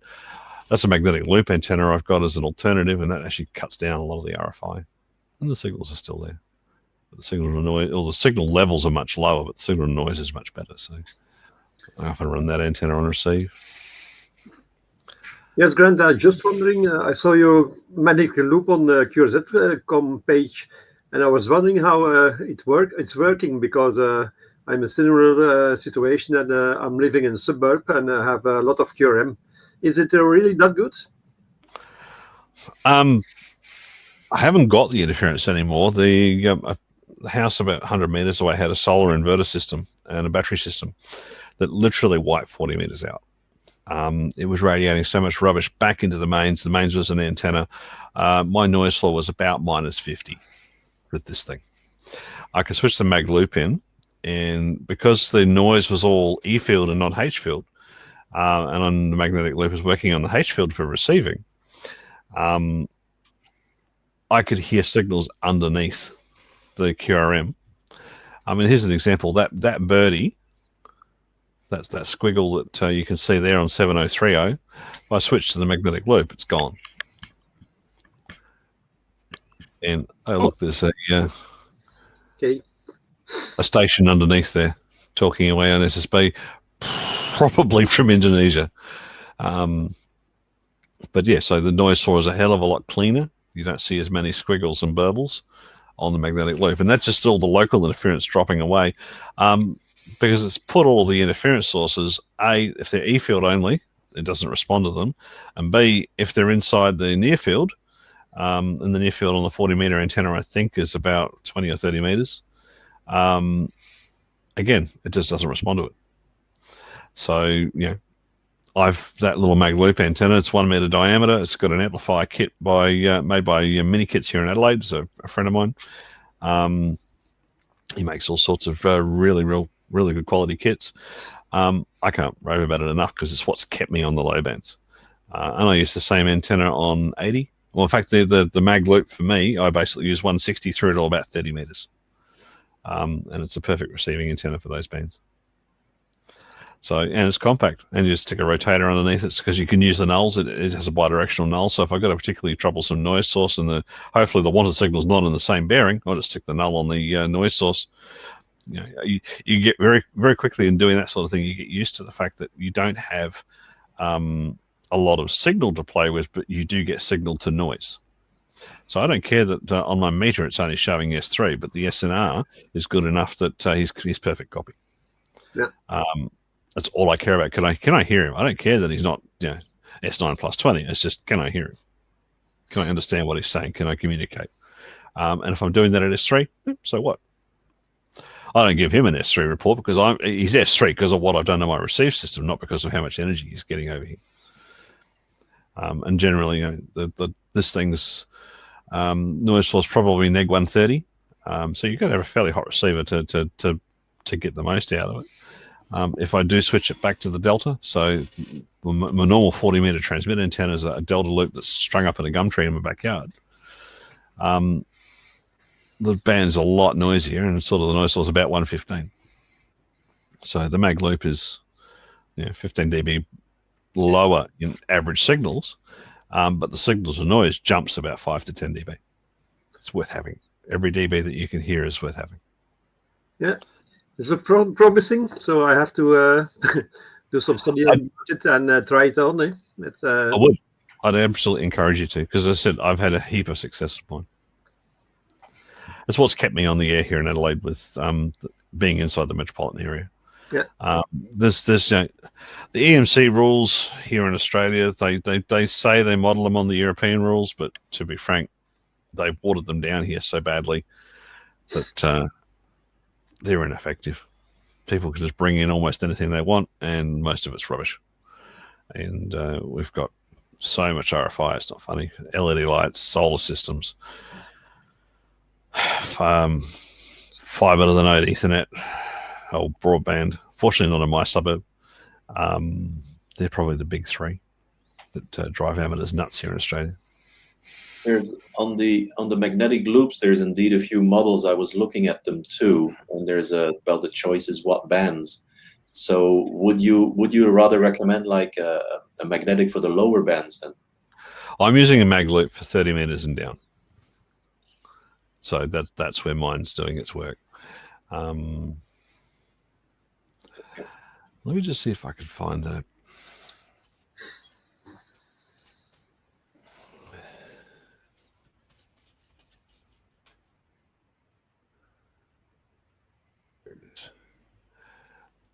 That's the kit. And I actually have put an electrostatically shielded loop on the back of that. So basically it's made out of LDF4 coax, meter long, broke the shield at the top so it's open circuit at the top. Down the bottom of the loop, peeled enough of the shield off to get the interconductor, cut the interconductor so that the interconductor of the antenna is brought out as two conductors, but it's the shielding is maintained past it, and I wire that across the loop. The electrostatic shielding is what kills all the E-field rubbish. The H-field goes straight through into the loop amplifier. Works like a dream. So an electrostatically shielded loop with one of these amplifiers behind it's the way to go. It's tried and tested as far as what I've done here. As always, your mileage may vary, but works for me. And Mark will send those kits anywhere in the world. So a little plug for Mark. He's been in this game building amateur kits for a very, very long time. He's a local guy here in Adelaide who just does it in his backyard. But he makes absolute quality stuff. And I mean, Mark's not just into HF. Mark is, in fact, mostly a microwave guy. So he's got transverters and transmitter kits and everything for everything up to, I forgot, last time I looked at his catalog, he was, I think, transverters to at least 5 gigs. Yeah, looks nice. So that's from experience and from what you've seen it on the screen there with the SDR. So that's 80 meters on the loop. I mean, 80 meters, it's too sunny there for the 80 to get very far. If I put that, sorry, that's on the main antenna, and that's 80 on the loop. And again, you can see most of the crud goes away. Apart from that birdie, which is my hot water service, and that one, which is the neighbour solar system. Oh, hell, there's still some FT8 hiding under there. Interesting coding. Yeah, well, I just printed OM3EY on 80 meters. Yeah, sun's been up 2 hours now. So it always amazes me on amateur radio. What can you hear when? So that's not bad for 80 meters this late in the morning. I have a funny feeling 30 might be open.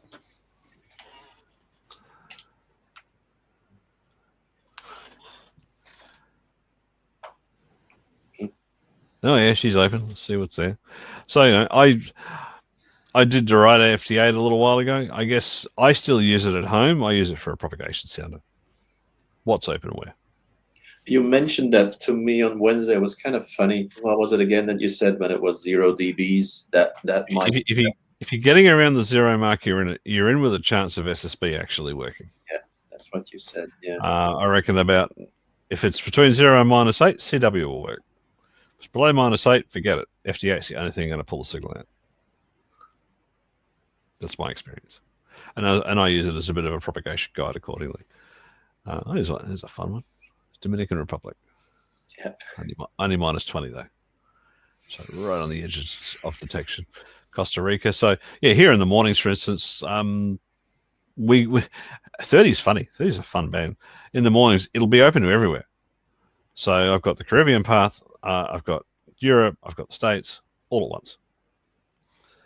So is that open here, Ronnie and Martin, at the moment? To Australia, I would expect it to for maybe another half hour to an hour. But 30 meters is one of my favorite bands. But of course, most of the world can't do SSB on it. You might be curious to learn that here in Australia, domestically, we're allowed to run SSB on 30 meters. And I think south of the equator, there's some African countries that are allowed to use 30 meters for SSB in the daytime as well. We use it because domestically, 30 meters is about the right frequency to take a signal and land at 2,000 k's away, which around here, that just lands me into the middle of the continent in VK8, or it lands me on the east coast. When 20 meters is still a bit long. But, again, it's the whole perspective thing of how big is Europe versus how big is Australia. You guys would land 3 countries away. We land 3 cattle stations away. But that's the thing. When we do our Master of Europe award, we've probably just covered Australia in distance, really, like size wise. Yeah, and yet I've got my Master of Europe award from here. And it took 2 years. Okay. I saw a funny one today. I don't know if it's special or not, but I saw the Cayman Islands a few times popping up today. Caymans? Yeah, they're out there for the IOTA DX contest. There's like yeah, some kind of North Atlantic or Atlantic, whatever, link or something. Yeah. So, Yeah, I keep talking about the relative sizes. I've got to see if I can find this. Hang on.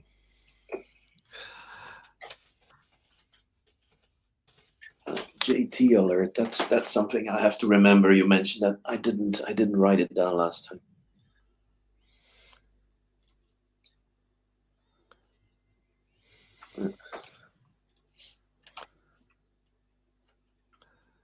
All right. Just to put it into perspective, folks. Good one.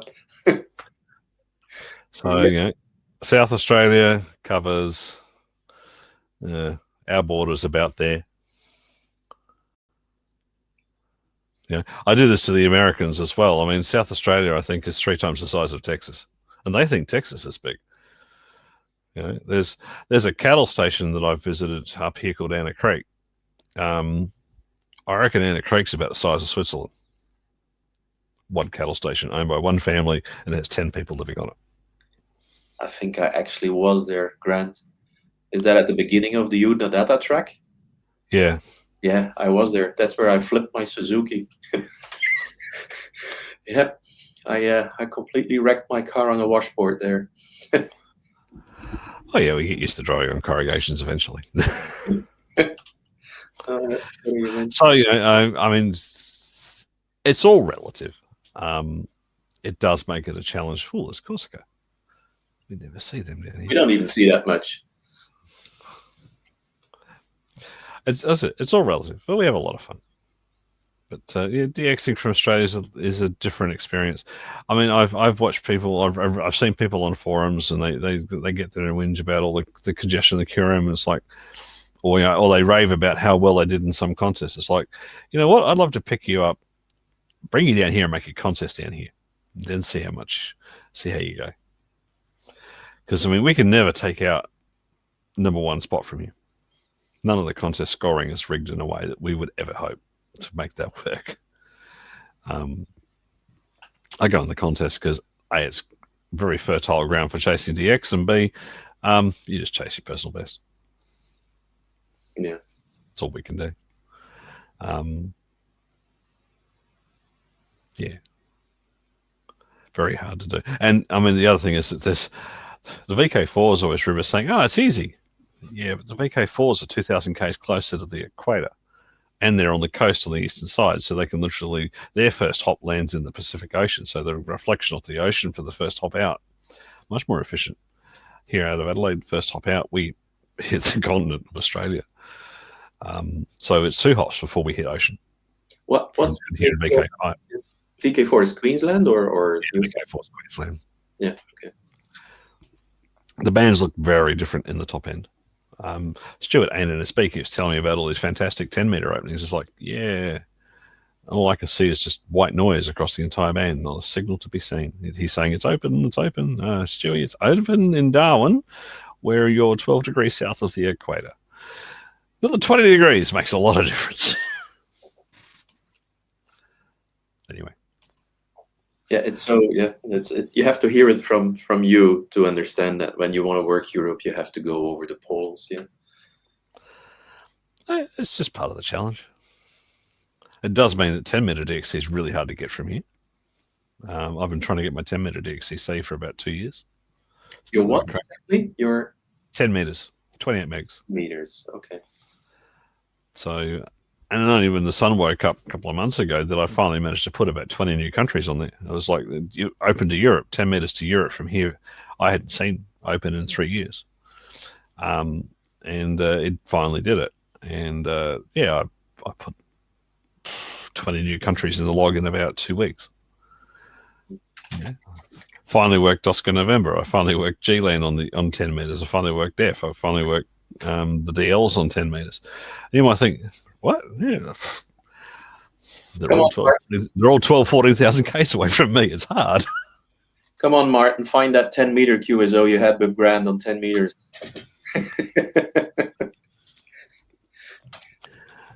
There are a couple. I can't remember who I got on Oscar November now.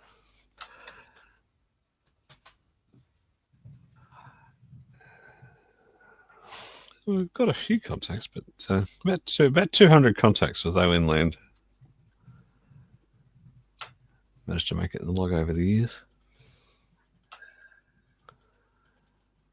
I know I've worked Danio and for VT a few times.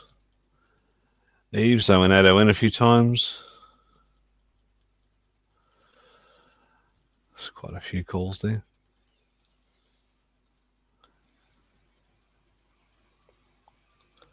So, you know. Anyway, that's enough ramblings from me. Thank you very much for having us. And it was fantastic. Putting up with stories from down under. It was just phenomenal. That was very, very good.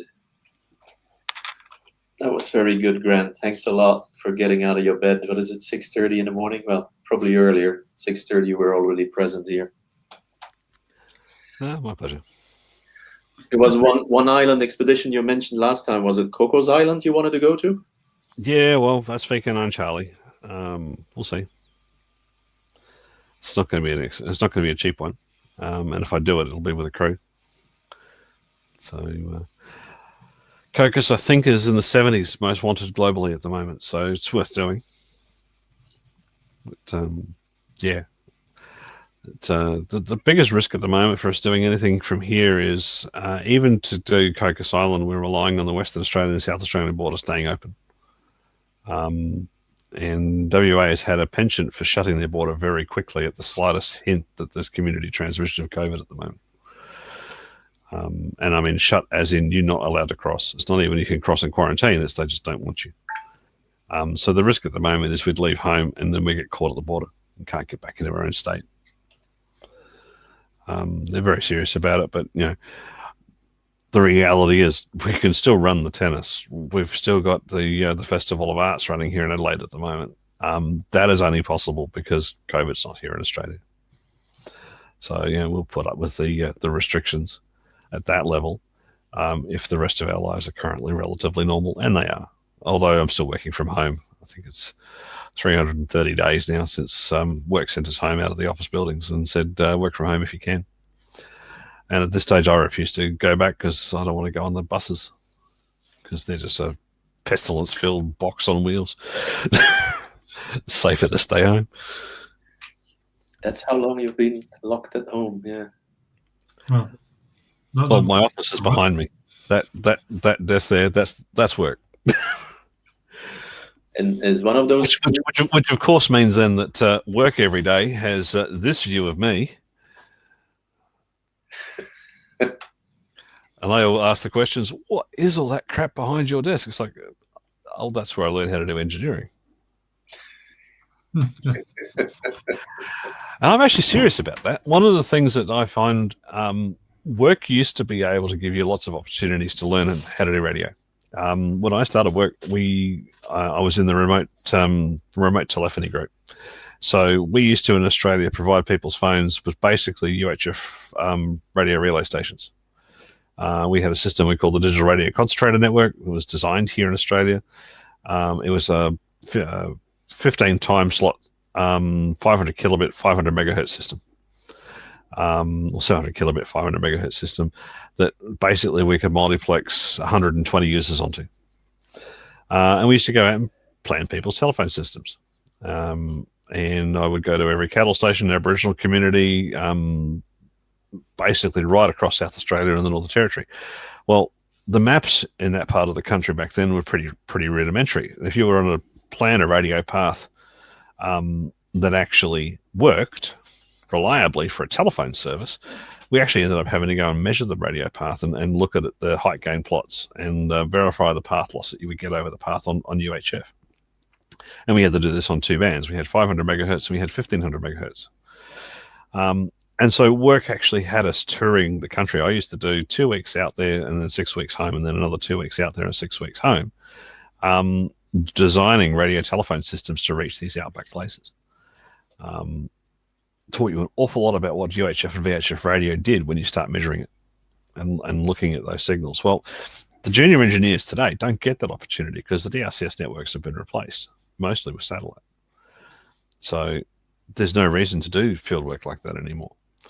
Even the guys in cellular engineering, which is what I do for a crust, they don't leave the office anymore. They don't encourage us to get out with the phones in the survey gear and drive around in the cars and watch the signal levels go up and down to see if I got my coverage in the right place or is my base station working properly.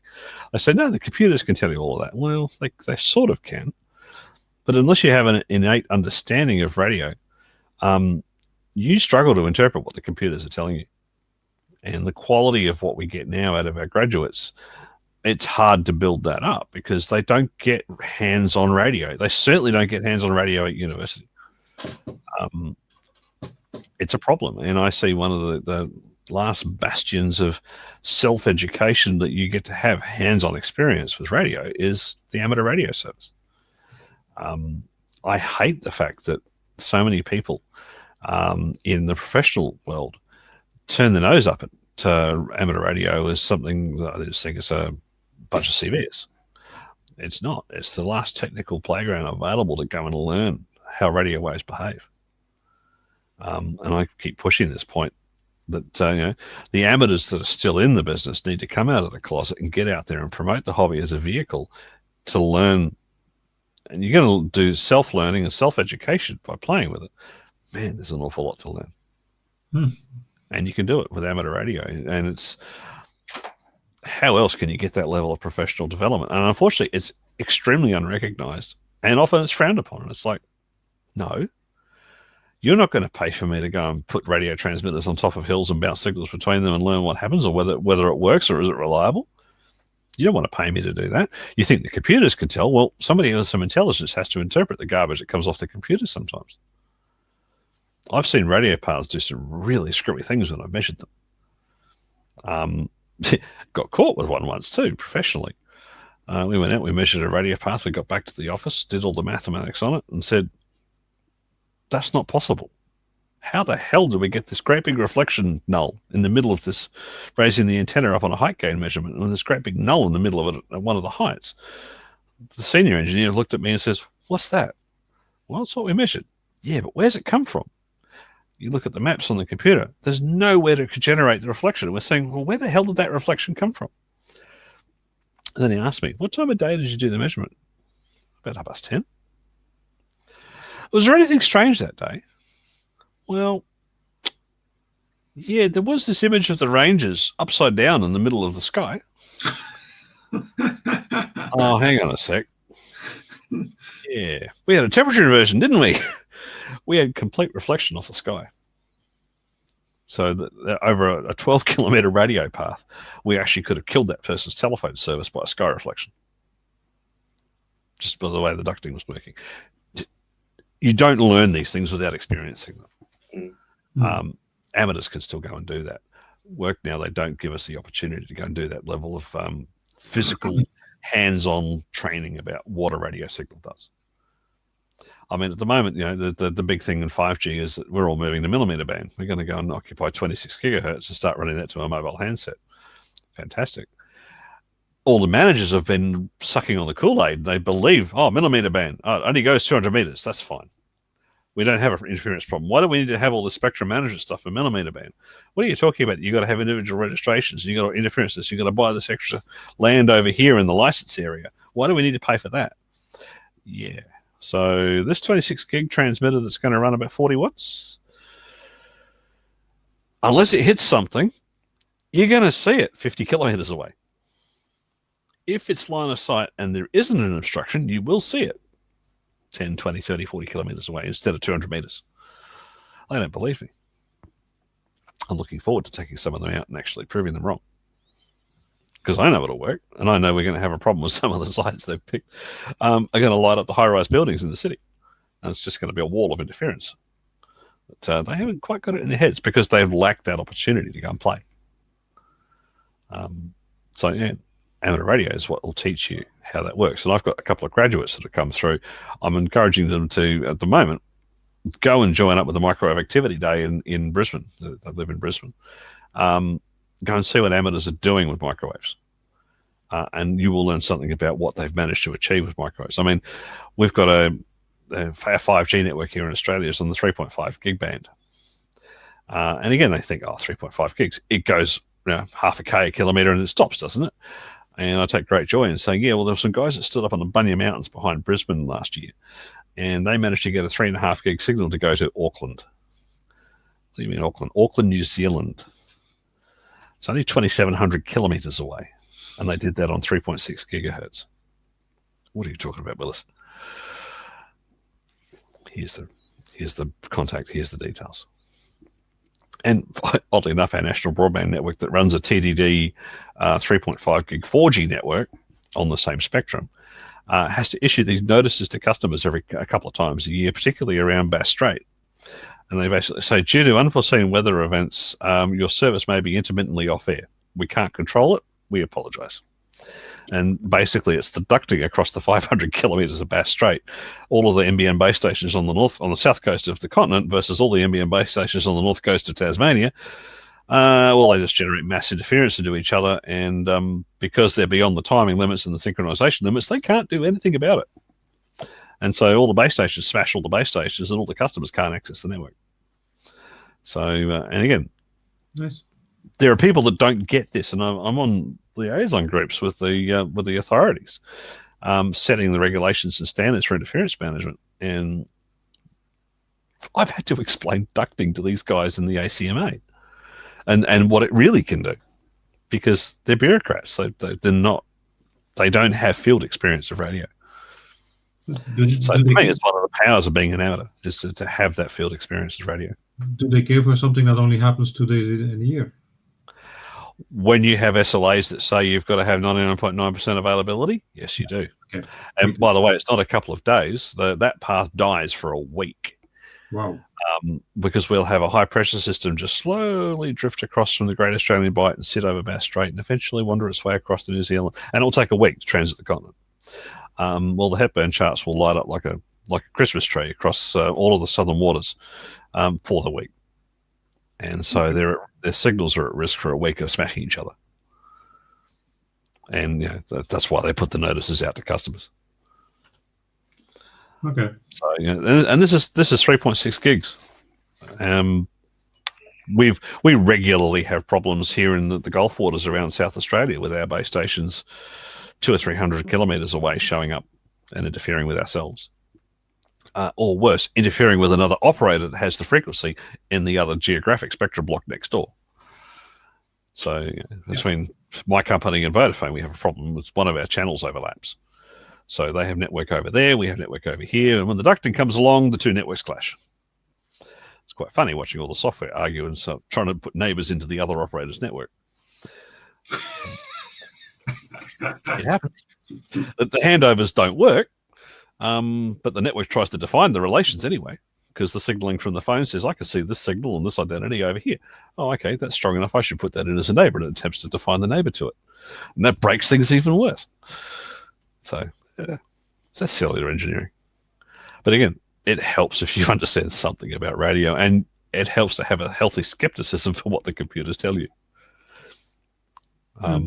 That's one of the big things I've learned over 25 years in the industry. Is don't trust the computers. They're right some of the time, but they're very subject to garbage in, garbage out. So, models are just that. They're models. Yeah. Reality, they're models. And I try to teach the graduates that. And one of the ways of teaching the grads that is to get them out and put them on a radio receiver and transmitter and get them to build an amateur station and see how they go. Even the other problem we have commercially is we've got to hunt down interference in our commercial networks. So how do you practice that? Well, we can come and play with the foxhole ignites. We'll put a 25 milliwatt beacon out somewhere and tell people to hunt it 10 k's across town. And teaches them to go and figure out how to direction find. No point calling out the ACMA to do it. The ACMA hasn't had an office here in Adelaide in 15 years. So, the ACMA is next to useless for that sort of thing. So we have to do all the investigative work and then tell the ACMA, can you please knock on this person's door and tell them to turn their transmitter off, or tell them to turn their LED lights off, or tell them to turn their car off because it's radiating birdies in the cellular band. One of my favorites is the Hyundai Getz. That little car has a car locking system apparently that is prone to oscillating. Unfortunately, when it oscillates, it resonates at about 1800 megahertz as a regenerative oscillator, and wipes out our band 3 LTE band. puts these great big birdies in and deafens the base stations. And we watch them move up and down with temperature, and then we watch them drive around the city, and we can track where they are based on, oh, this base station's lost capacity today. Oh, now it's that one. Now it's that one. Oh, God, not another car. Fun and games you have with engineering and RF. But, it's a world that people need to still hang on to as valuable. And it scares me that the bureaucrats of the world don't understand the value of self-training. I'm raving. No. It's one of my hobby horses. What do you actually precisely do for a living, Grant? So I'm in our National Cellular Engineering Development Group in Telstra. So basically, we've put the first 5G network to air here. I've over my career, I've either put in or pulled out about 7 different cellular networks. So I pulled out an old analog network, old 500 megahertz analog network from NEC. We put in 800 megahertz analog amps. We pulled it out. We put in CDMA on 800 megahertz. We pulled it out. We put in 3G on 800 megahertz. We're about to pull it out. Put in GSM on 900 megahertz. We pulled it out. We put on LTE on 900 megahertz. We put on LTE on 18, 21, 26, 100 megahertz. Put in 3G on 2100 megahertz. Pulled it out. Putting in 5G now on all of the bands, and 3600 megahertz and millimeter band. So yeah, I think over the career I've pulled in or out so far about 7 different mobile networks. You actually stopped GSM? Sorry? You stopped GSM in Australia? There's no GSM here. Yeah. Well, I know in here. And soon there'll be no 3G as well. Okay, but I know in Belgium they want to keep GSM as mobile, as minimal service for everybody. So that if you have foreigners coming in, that we don't want to have to, people with just, I don't know, some odd telephone. GSM is the thing that always works. So at least for the emergency calls, that they're going to drop 3G, they're going to drop 4G later on, but 2G they're going to keep. 2G was seen as too spectrally inefficient. Okay. So we end up with 3G at the moment. It's your minimum standard for Australia. 3G on 850 is sort of like the default fallback network. We're turning it off in 2024. And we're moving to VoLTE on 4G, but we've got our 4G on 700 megahertz now, pretty well national. Okay, taking Belgium is in the middle of Europe with Brussels and the capital of Europe, etc. Too many visitors. They said we keep 2G, just for at least people can call the emergency services needed. So the hand radios are the fallback. Yeah, 2G is something that everybody, well, at least every telephone still has 2G, so you can make an emergency call. Everybody, even with the oldest telephone that you have. All visitors, even people coming in from nowhere. I reckon you will find it will go away at some point. Well, that's the official point of view from the regulator over here. Yeah. Okay, it's their choice. So when I talked to you on the 26th of January, you were just back from Kangaroo Island then. Guys, I need to go.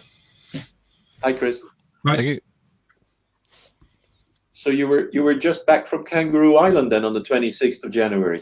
Is that correct? You've been back for about 4 days. Oh, yeah. Okay. Well, I mean, the station's pretty quick to pack up and put in cases. I mean, I've gotten this whole road case thing down pat. I can strip the station in about an hour, load the antennas on the roof of the car, and away we go. Field radio is fun. I just don't believe in QRP. Go loud or go home. And from VK, if you want to DX internationally, go loud. The whole QRP thing, once again, it's because of the size of your country. Yeah, if we do QRP, we can still do countries. But if I do QRP, I can make it across town. I mean, the Parks and Peaks movement's very big here in Australia. There's a lot of people that get out there with their little 10-watt rigs and their inverted V dipole strung up on a fishing pole, and they work across the continent on 7 megs through the day and have a ball. And going out in the national parks with no noise works a treat. But, trying to get any further than that on 10 watts, I know there are people that do it and that dedicate their lives to trying to squeeze every mile they can per watt. You have to have the patience for Saint to try to do that. I don't have that patience. Each to their own. I don't begrudge them. I encourage them to experiment with what can they do with antennas to get the most efficient signal. Me, I just want to get the contact. If I have to run 400 watts to do it, I'll do it. It's a lot easier at 400 watts. But it is only 400 watts here. So, trying to go up against the big Europeans and Americans with their kilowatts, yeah. We're always at a 60 dB disadvantage before we start. Okay.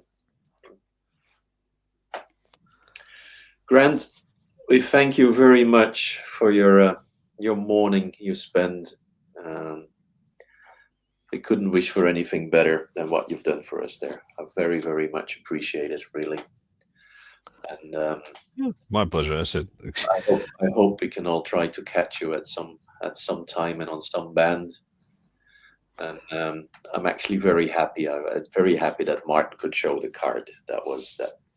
That brings a card and a QSO from him close to a man that he actually saw. The whole idea about this video thing is something I very much appreciate myself, that we can do this. And it was great to talk to an Aussie. I've lived there for 5 years. I've been in Adelaide quite a few times. I was the guy that saw the London Bridge and the 12 Apostles crash down in front of him. So that was late 80s. Your fault. So, what was that? Your fault. Oh no, it wasn't. It wasn't mine, but it happened while I was there. Yeah, I was there. I remember that. They sent a helicopter out to rescue the other people that were on the other side. Yes. That's the story. I was on the news there, and what the Prime Minister was. I'm just thinking, am I not missing up with the Irish one? Was that Bertie O'Hearn or something? No, that's the Irish one. That's the Irish one. What was the other guy? He dared to speak. White hair as well. Late 80s. There's a few prime ministers we've had that I could put up a wall and shoot. Actually, all of them. All right. Thank you very much. We'll let you go and enjoy your Saturday. And well, thank you very much for having us, everybody. And if you ever plan to do an expedition, we can start fundraising for you if you want to go to Kodan Island or anywhere else there. Don't hesitate to contact us. All right. Thank you very much, everybody, and nice to meet you. Thank you. Bye-bye. Oh.